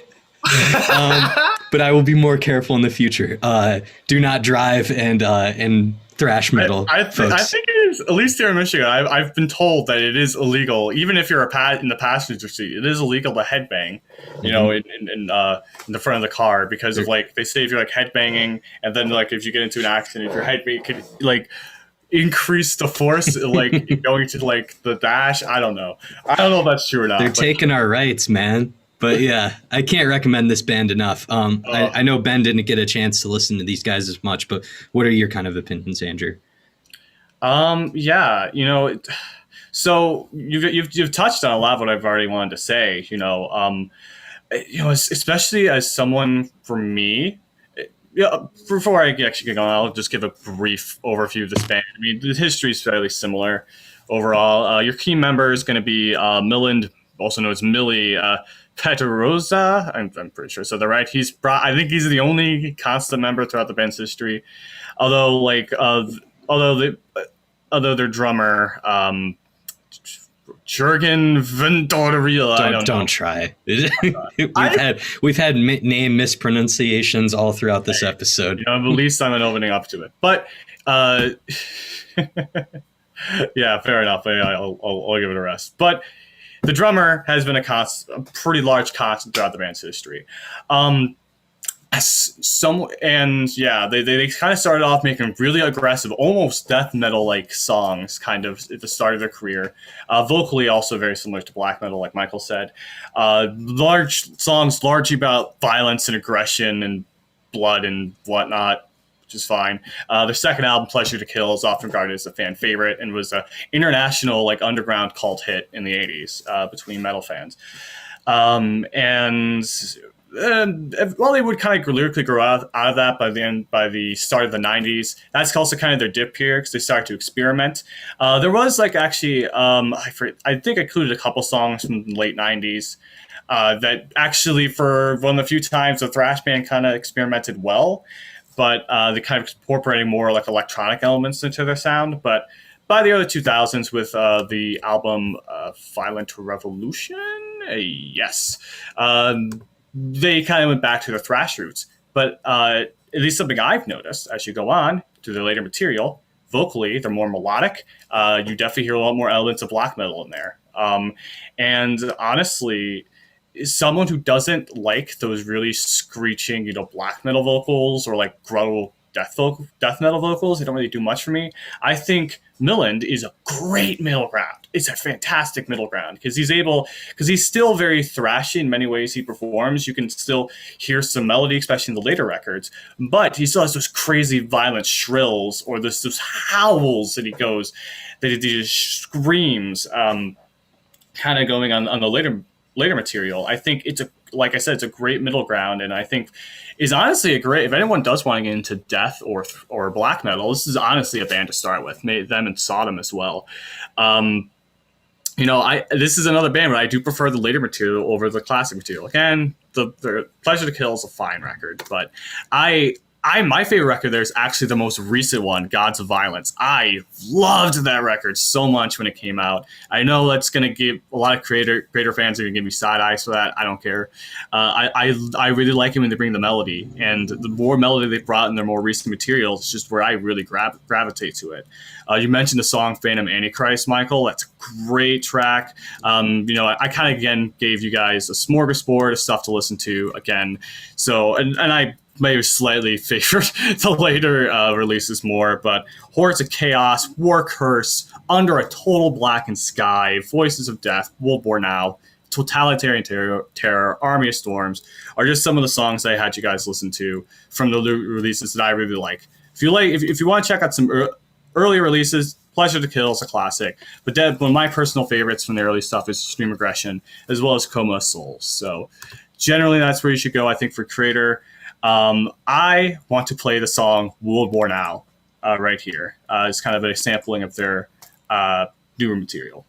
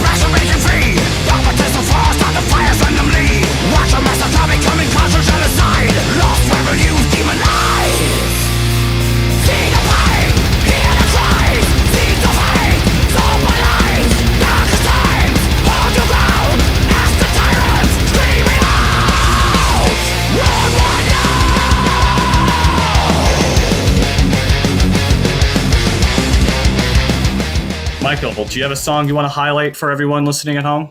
No, for me, it was definitely Antichrist. So we can play that if we haven't already.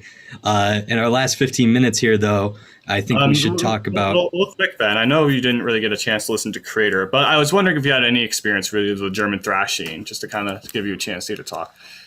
Not really, but now that I know that Michael almost fell off his mortal coil listening to one of these tunes, I'm all more inclined now to go back and listen to this after this session. So glad you're here, man. But way to be almost death by metal.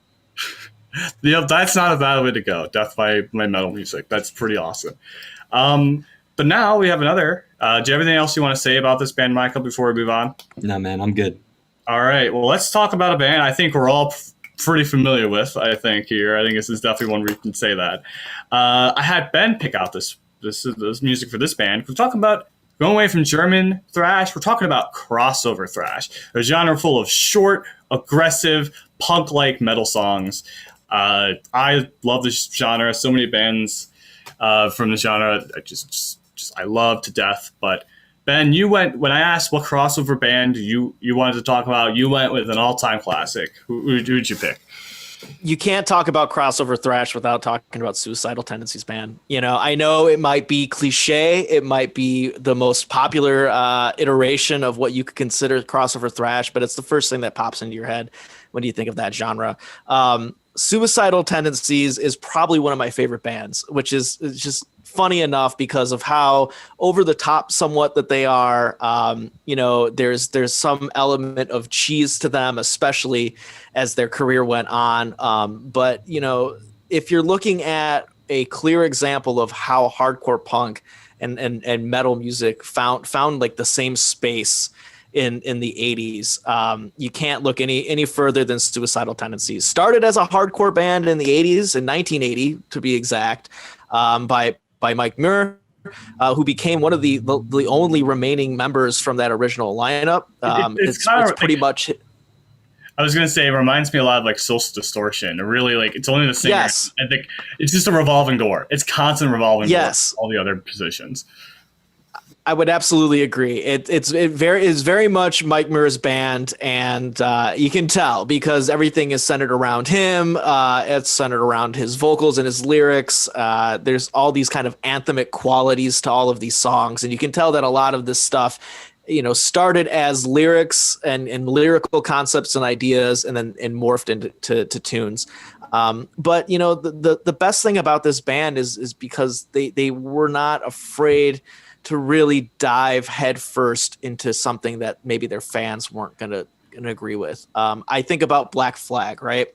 And thinking about, the evolution of the last few like great Henry Rollins Black Flag albums, and they're metal. They're not so much more punk. And if you read any interviews with Greg Ginn or Henry, they said that they did that mostly to piss off their fans because their fans were so zealotous about their earlier music. That's almost like the exact opposite with Suicidal. They didn't do it to piss off anybody. That's just kind of how they evolved, and they became a metal band after being, a hardcore band for so long. But the coolest thing about this band is all the people that they influenced. If you listen to Ice-T, I apologize, talk about the formations of Body Count, he based those off of two bands, Slayer and Suicidal Tendencies. And I believe the exact quote from him is that they were the ones that brought the LA gangbanger style to metal music. And, that's obvious from their very first album. They were all wearing, colors, bandanas, things like that. And that kind of carried through, especially because a lot of their makeup of their group was like Hispanic and Latino musicians too, from the Venice, California area. So, you kind of had this kind of Vato Loco kind of thing going on with Suicidal. So there's all these different elements to this band that make them great. But, I mentioned Guns N' Roses earlier, right? Guns N' Roses got famous off of one album. And let's be very real about that. They got famous and got put into the Rock and Roll Hall of Fame because of Appetite for Destruction. That's not to say that Guns N' Roses isn't great, and that's not to say that Appetite isn't great. But, let's call a spade a spade. That's the score. The same thing almost happened with Suicidal Tendencies. That first Suicidal Tendencies album, their Hallmark self-titled album, is a masterpiece. From beginning to end, it just drives. And as much of it is hardcore punk, like several of those songs are just like guitar solos. Like many of those songs have like just a standard riff, and there's just a solo just ripping on top of it the entire time. And I think that's like a really cool, idea of what thrash metal really is. I mean, you can talk about riffs, you can talk about these soaring vocals and then just like these blast beats, but it's all about the solos, man. And that's something that I think that Suicidal Tendencies really had down, especially on this first album. And you can talk about their Hallmark video, Institutionalized, which got tons of play when MTV first started. And if you sit down and listen to that album like a couple of times, there's a solo going on throughout the entirety of all that verse, while Mike is talking about Pepsi.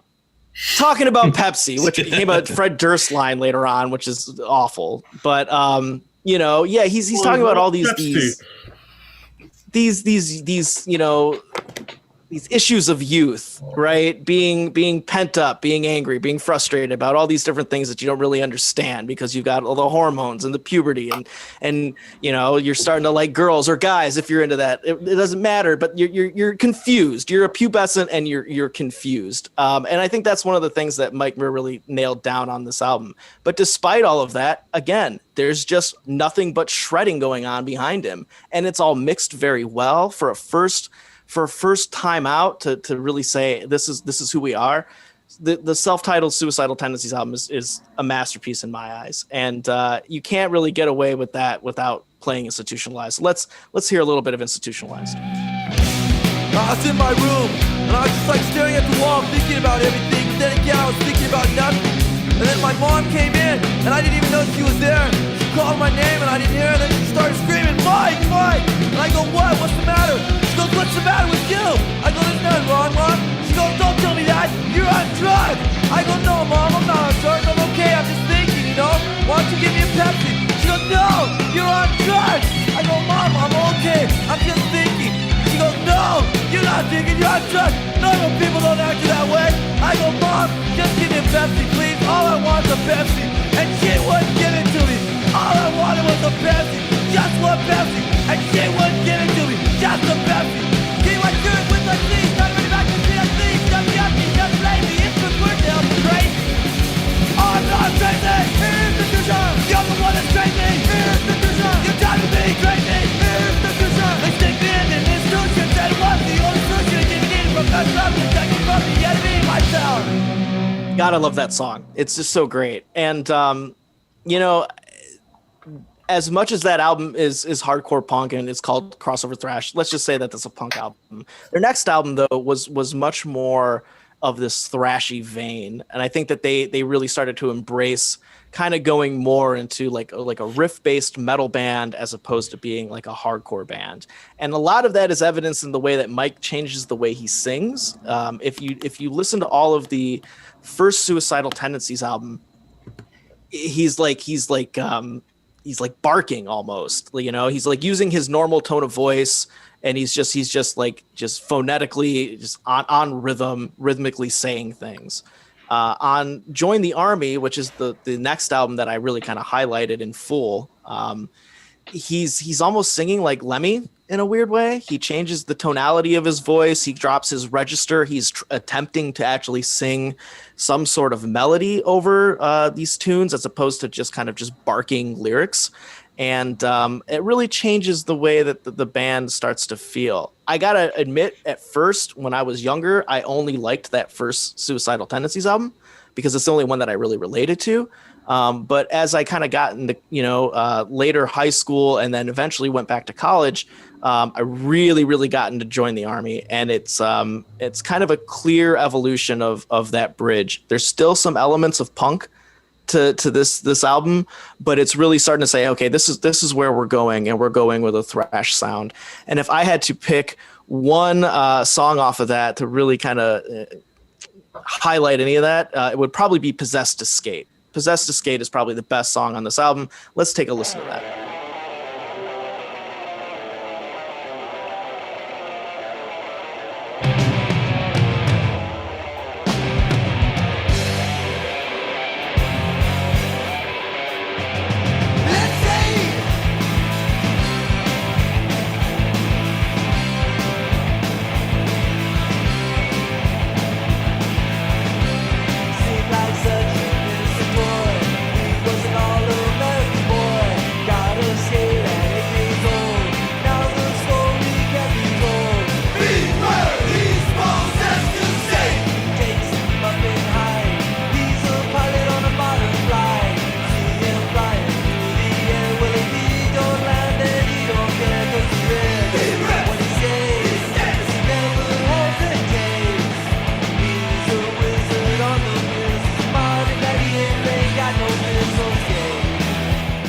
So yeah, I love that song. And if any of you guys are into reworkings of tunes, Mike decided that he was going to re-record the first Suicidal Tendencies album and Join the Army to some degree later on because of publishing rights, because he didn't have the publishing rights to those first two albums, and he wanted to produce, you know, the work and have people be able to buy those songs still. So he re-recorded them to some ill fate. The first one, the re-recording is not very good. However, the second re-recording has if you guys know who Thundercat is, Thundercat is on that album, and so is his brother who plays drums, and they're both fantastic jazz musicians.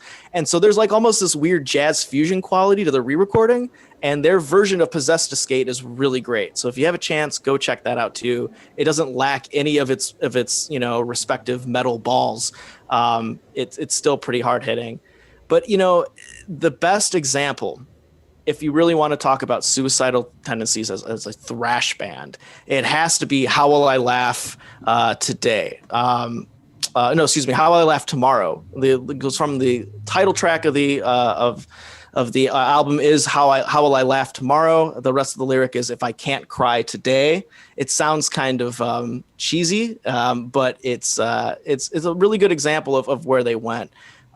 This album just rips. This album is just so heavy, and I may not have liked it when I was younger, but upon revisiting all of this, I got to say that How Will I Laugh Tomorrow is probably one of my favorite Suicidal Tendencies albums, just because the instrumentation is very good, the production is much more refined. I feel like there were more spaces for them to kind of jam out in, and I think that the guitar solos are much more just well conceived, well thought out. They're not just thrown on top of stuff just to be there. This is a really tight album, and there's a lot of things that you could kind of, you know, pick out from all of this. But the two that I would suggest are the title track, Trip to the Brain, and then Surf and Slam. Surf and Slam is great. So let's listen to Trip to the Brain.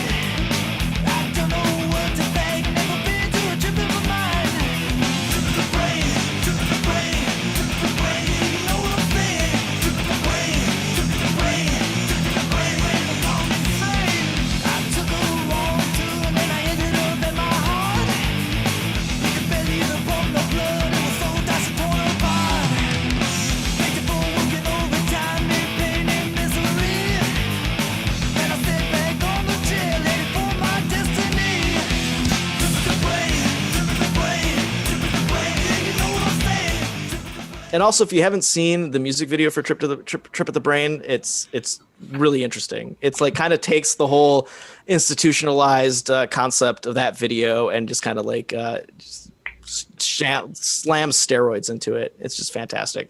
So, you know, I've just talked a bunch. No, you're good, I want to know what you guys think now about my favorite thrash band, Suicidal Tendencies. Andrew, you go first. In the interest of time, I might cut my opinions short so we can get to some newer thrash.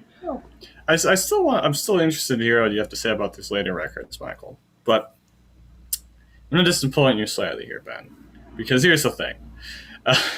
You mentioned this band being a one-album band, and listen, I love Suicidal Tendencies. I have a patch. I have my punk vest over there. I'm rocking, for those listening home, I'm rocking the metal vest right here, Municipal Waste, because they're another great crossover thrash band. But I have a Suicidal Tendencies patch on the back of that jacket because I love that first record. Whenever I have tried to explore past it, I've struggled. I really have. And it's I think it's more of a sonic thing. I kind of like oddly enough, I kind of like their 99 album Freedom. I know it's a stupid record, but that's kind of why I like it, because it's stupid and fun. I will say, upon researching for this, I actually found myself really enjoying How I Laugh Today. If I can't, I think it's I Can't Even Smile Tomorrow. Tomorrow. I hate that album title. It's so confusing. But it's it's actually a really enjoyable thrash record. While maybe not as aggressive as a lot of the other ones we've heard so far today, I think it has still a lot of fun punk qualities to it that has, some marks of crossover thrash. However, I wasn't the biggest fan of Join the Army. I thought the production was terrible. Mike Murr sounded like he was about to fall asleep on half that record. I don't know, especially I think on the song A Little Each Day, I could barely even hear him, like, at times. Like, what? I don't know. So listen, I think Suicidal has had some decent records after the first, but really nothing. Whenever I try, there's just something missing from that first record that I'm hearing on these later ones. I'm not saying they should have kept remaking that first record over and over. I'm not saying that. But it's just a lot of the edge. Almost felt like it was gone.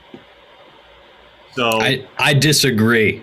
That's all I'll say. Okay, well, I'm with you, Ben. I do love the debut so much, and I think that is just a fantastic example of crossover thrash. And if I can recommend other ones, like I said, Municipal Waste, a great modern crossover thrash band. Obviously, DRI is big as well, in that one as well. I'm not crazy about them. I guess you can look at early Chromax. And Stormtroopers of Death. Can't get away without Stormtroopers of Death, which is kind of a side project of Anthrax, Scott Ian's band, very much in the same vein as that first Suicidal album. However, a lot of that has aged very poorly. Their main album is Speak English or Die. Yeah, not so much these days. Can't really rock that album and feel good about it, but it's a good album. Yeah, my opinions of Suicidal Tendencies, the later material, is I really enjoyed it. I think a lot of it carries over all of the elements that I really liked about that first record, but it just kind of turns it on its head. I mean, God, what was his name? John Nelson. Completely changed the direction of the band with his guitar playing. And while I loved the solos all across the first record, you can't break a good thrash solo. I mean, even with kind of the hardcore punk roots behind it, it still stands. It's great. Not sure if I'll be going back to Suicidal Tendencies before I go to Voivod or Kreator, but one of these days we'll get back to it. That's my opinion. All right. And to kind of round out this list, we're going to our last band here. We're talking. So we've talked a lot about band. Pretty much every single one of these bands, apart from Exodus, who formed in '79. Whoop-dee. Every one of these bands formed in the '80s. Their first records were in the '80s. They formulated in the '80s. Even though White Zombie's a bit of an outlier because their heyday was in the '90s. A lot of these bands' initial heydays were in the '80s. And generally, people think of thrash metal as an '80s genre, and maybe kind of just dying off the '90s a bit. Maybe some bands coming back, making some records, but I wanted to give this last spot to highlight a modern thrash band, and I wasn't really sure which one to do. This was kind of my decision because I know Ben. This is kind of Ben's. This is Ben's weak point. I think he said his thrash metal to him ends after '98, so the year I was born. So, which understandably so. But I still think there's a lot of great bands that have come out, at the very tail end of the '90s or the early 2000s, or even since, and have just really spectacular music. And I don't know why I did, but ultimately I still found another crossover thrash band, but they're very much sonically more into thrash, even though all their songs are like 2 minutes long. The band Toxic Holocaust formed in 1999, pretty much a trio. I think it's the only trio we have on this entire list. The lead singer and multi-instrumentalist Joel Grind fronts them. Their first record, I think, was in the early 2000s, and they've sporadically released records since then. I think their last record, I want to say it was released. What was it? I think it was in 2019, I want to say. Yes, 2019. Primal Future, very sci-fi theme. I'm going to start with you, Michael, since I know you said you knew about this band before we kind of doing this episode. What about this band do you think, what's something you like about this band and kind of its ability to represent metal, past the '80s? Yeah, I found this band originally way back when we did our online finds sort of thing. When we went to Bandcamp, SoundCloud, that kind of thing. And I wanted to bring Toxic Holocaust on as an example of, new thrash metal, but I realized that with 74,000 followers on Spotify, he was a little too mainstream to bring on for that particular episode. But I have since listened to Toxic Holocaust, and I got a chance to listen to Chemistry of the Consciousness all the way through, and I can say thrash is not dead, and Toxic Holocaust proves that. I don't really want to go on more than that, other than just to say the riffs are so much more colorful with this sort of modern production. I hear even synths and keyboards being incorporated in there, and the technicianship is just amazing. I mean, you think of all of the masters of this genre, and you don't think that talent can be kind of resurrected or reincarnated. But Joel Grind is his name. I mean, give it a listen. I mean, this is an example of how, it's music is not always a generation or decade defying thing. And I think that would be a good way to end this episode. But I also want to shout out another great thrash metal project, modern one, the King Gizzard and the Lizard Wizard album, Infest the Rat's Nest. You've heard me talk about it before, but there's some great modern thrash for you too. But what did you think, Ben? Glorious modern thrash. I agree. So I was not aware of this band at all. This was one of the ones that I was like, okay, this is what I'm going to have to give some extra love to try to understand it and talk about it intelligently. I got to tell you, I probably listened to this list like twice. I listened to this album like 3 times the other day because I loved it. I absolutely loved it. I thought I was going to be really put off by kind of the more gravelly vocals. It kind of like was more modern to me. And I guess like in a context, like I really don't like that kind of modern metal, but this album just kicks so much ass. It was so cool. I like all the themes of the, not only the band, but this particular album. I think in the same way that I'm like very into like, sci-fi stuff and post-apocalyptic stuff. This really did it for me in a modern context too, because this not only kind of touched on that nostalgia button, but it was just really fresh. It was a really tightly written album too. And I guess I appreciate that. Sometimes a lot of this thrash metal can just go on forever and ever and ever, ever. Like the riffs just kind of get sleepy, but not this. This album was really, really good. And I'm interested to hear more Toxic Holocaust because of this.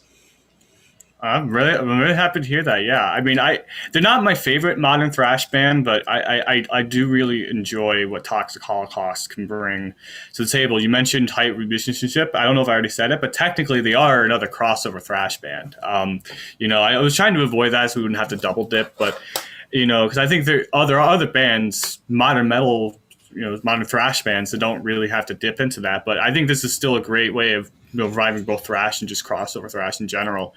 I think the production is just super punchy. I agree. I was kind of, when I first heard this band, I was put off by the gravelly vocals, but I've since to really enjoy them. And I don't know. I think this is just a really fun band with some cool lyrics about like war and apocalypse and ellipses and even some sci-fi themes thrown in there. So great band. I will round out talking about this album, Chemistry of Consciousness, by playing the song Silence.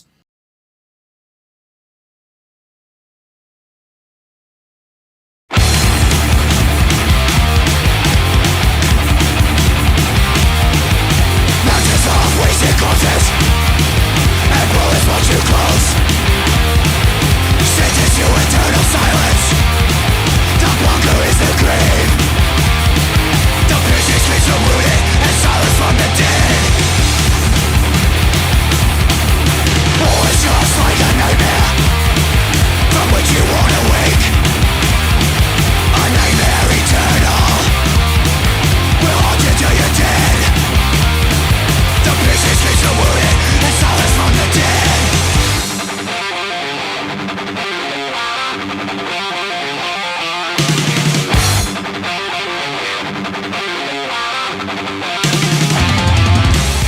And just to kind of wrap up, talk about modern thrash, there's other other bands that I think you should definitely check out that have come out, whose first albums have come out post the year 2000.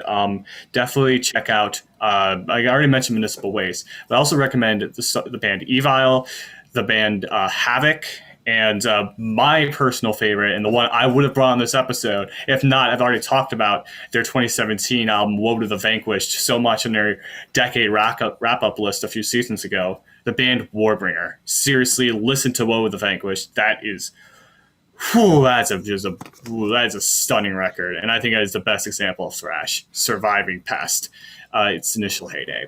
But that being said, I think that wraps up our discussions. We talked about 9 bands. I think we went through them fairly quickly each. I think we gave a good summation. I'm very happy with how this went.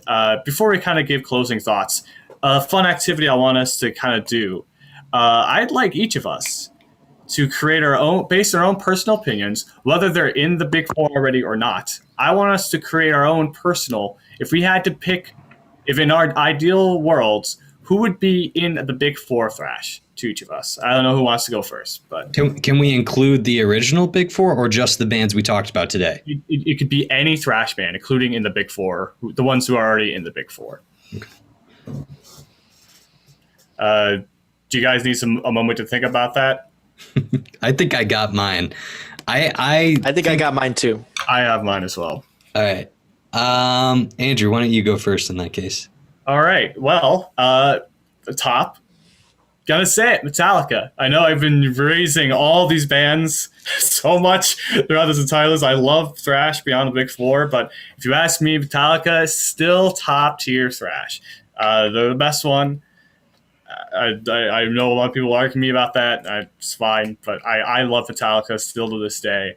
I think they've written some of the best music ever. I love them. After that, it's probably going to be either Death Angel or Kreator, so kind of flip-flop those. So Death Angel, Kreator, let's say, and then Overkill. Though that'd be my Big Four. Ben? I would say you guys are going to hate this because I know this is like the least favorite out of all of them. Definitely Anthrax. I have such a soft spot for Anthrax. I love Anthrax. I don't have a problem with that at all. Those guys, I mean, I remember when we went and actually saw them, Dave was like, they're kind of like just party music. And I'm like, yeah, who cares? Like, so what? So I'm not brooding in my room listening to sad metal music. I want to party. I want to get amped. I want to get caught in a mosh once in a while. To use their own terms. So Anthrax would definitely be on that list. I'd have to put Voivod on the list because I love those guys so much.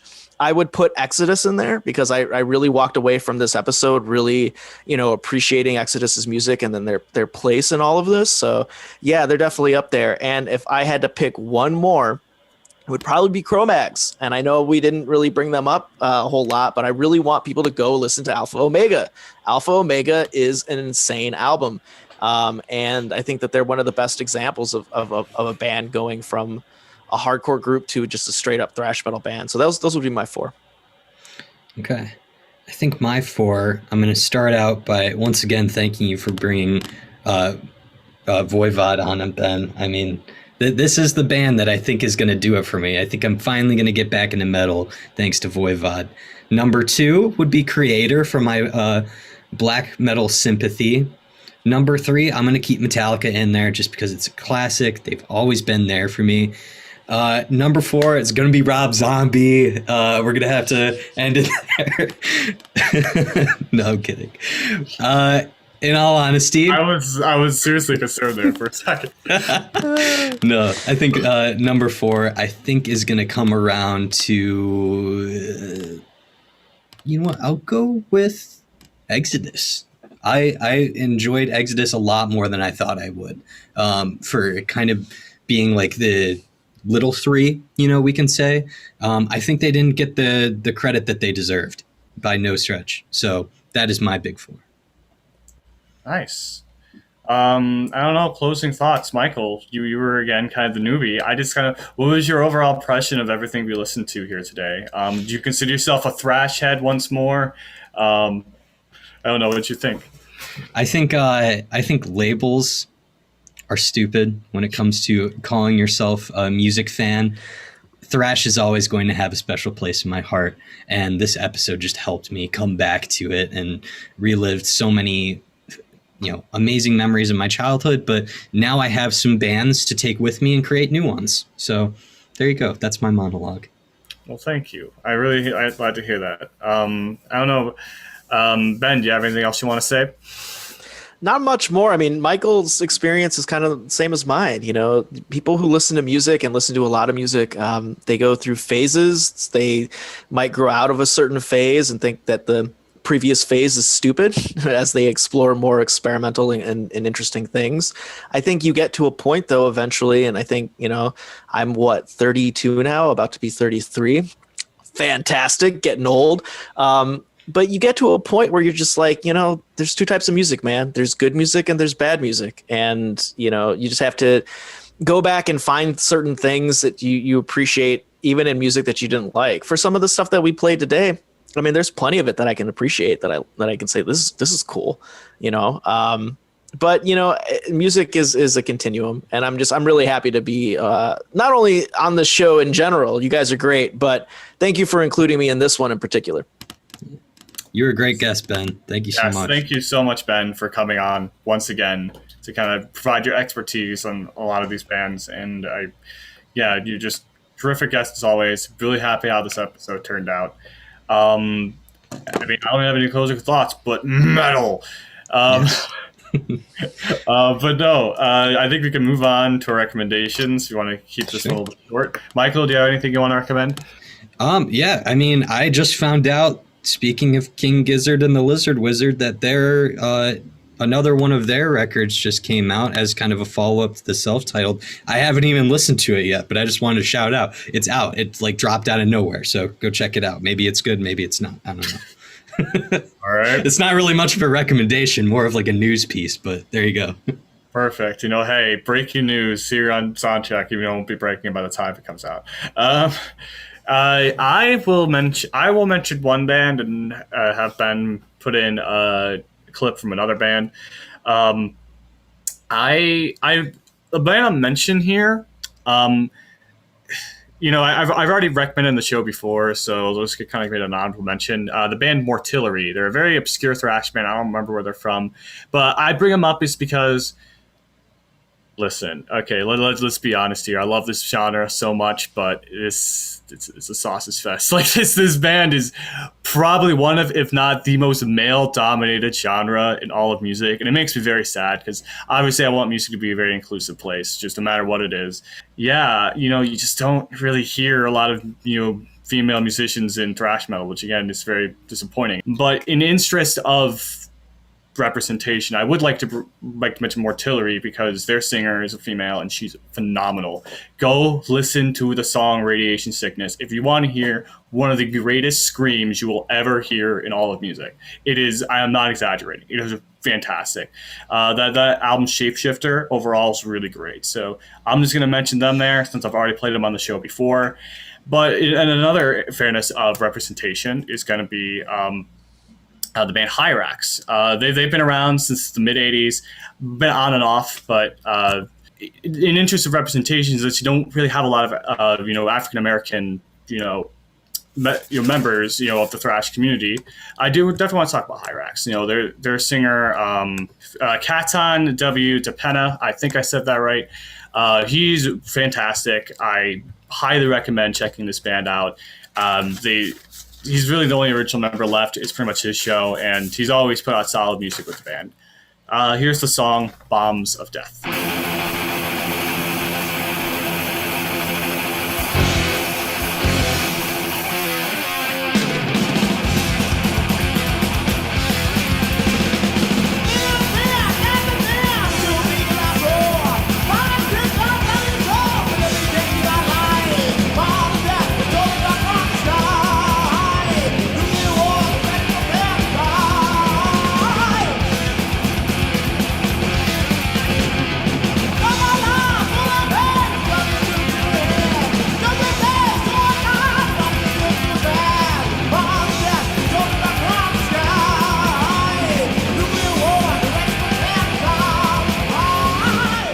and that is my recommendation for today. I think I know Ben's already, and I'm very interested in hearing if it's the one I'm thinking of. I'm very excited for it. I think we talked about one, but I think I'm going to go with a different one because honestly, now that I think about it, I might have actually recommended this the last time I was on your guys' show. So I'm not going to do the same thing. I'm gonna recommend kind of a weird album. Saul Williams is a poet and a spoken word artist, but throughout the 2000s, he produced like musical albums. Some of them to like varying degrees of like quality. The best one, however, and it's a name that I can't pronounce because it's a little racially charged, and I can't say it. So if you want to look it up, it's just called "The Inevitable Rise and Fall of," and then the rest of the name. Because I'm not gonna say the word. But this album he did with Trent Reznor, and it's essentially like a Nine Inch Nails album with Saul Williams singing and doing poetry and rapping all over it. And it's one of the heaviest things I've ever heard in my entire life outside the context of a metal album. And I thought this would be a fantastic addition to our episode. If I'm gonna have one song off of here, I would say that Banged and Blown Through is probably one of the best ones. But the one I want to play right now is a song called Break. And when my fears arise, I blow them out. Blow them out.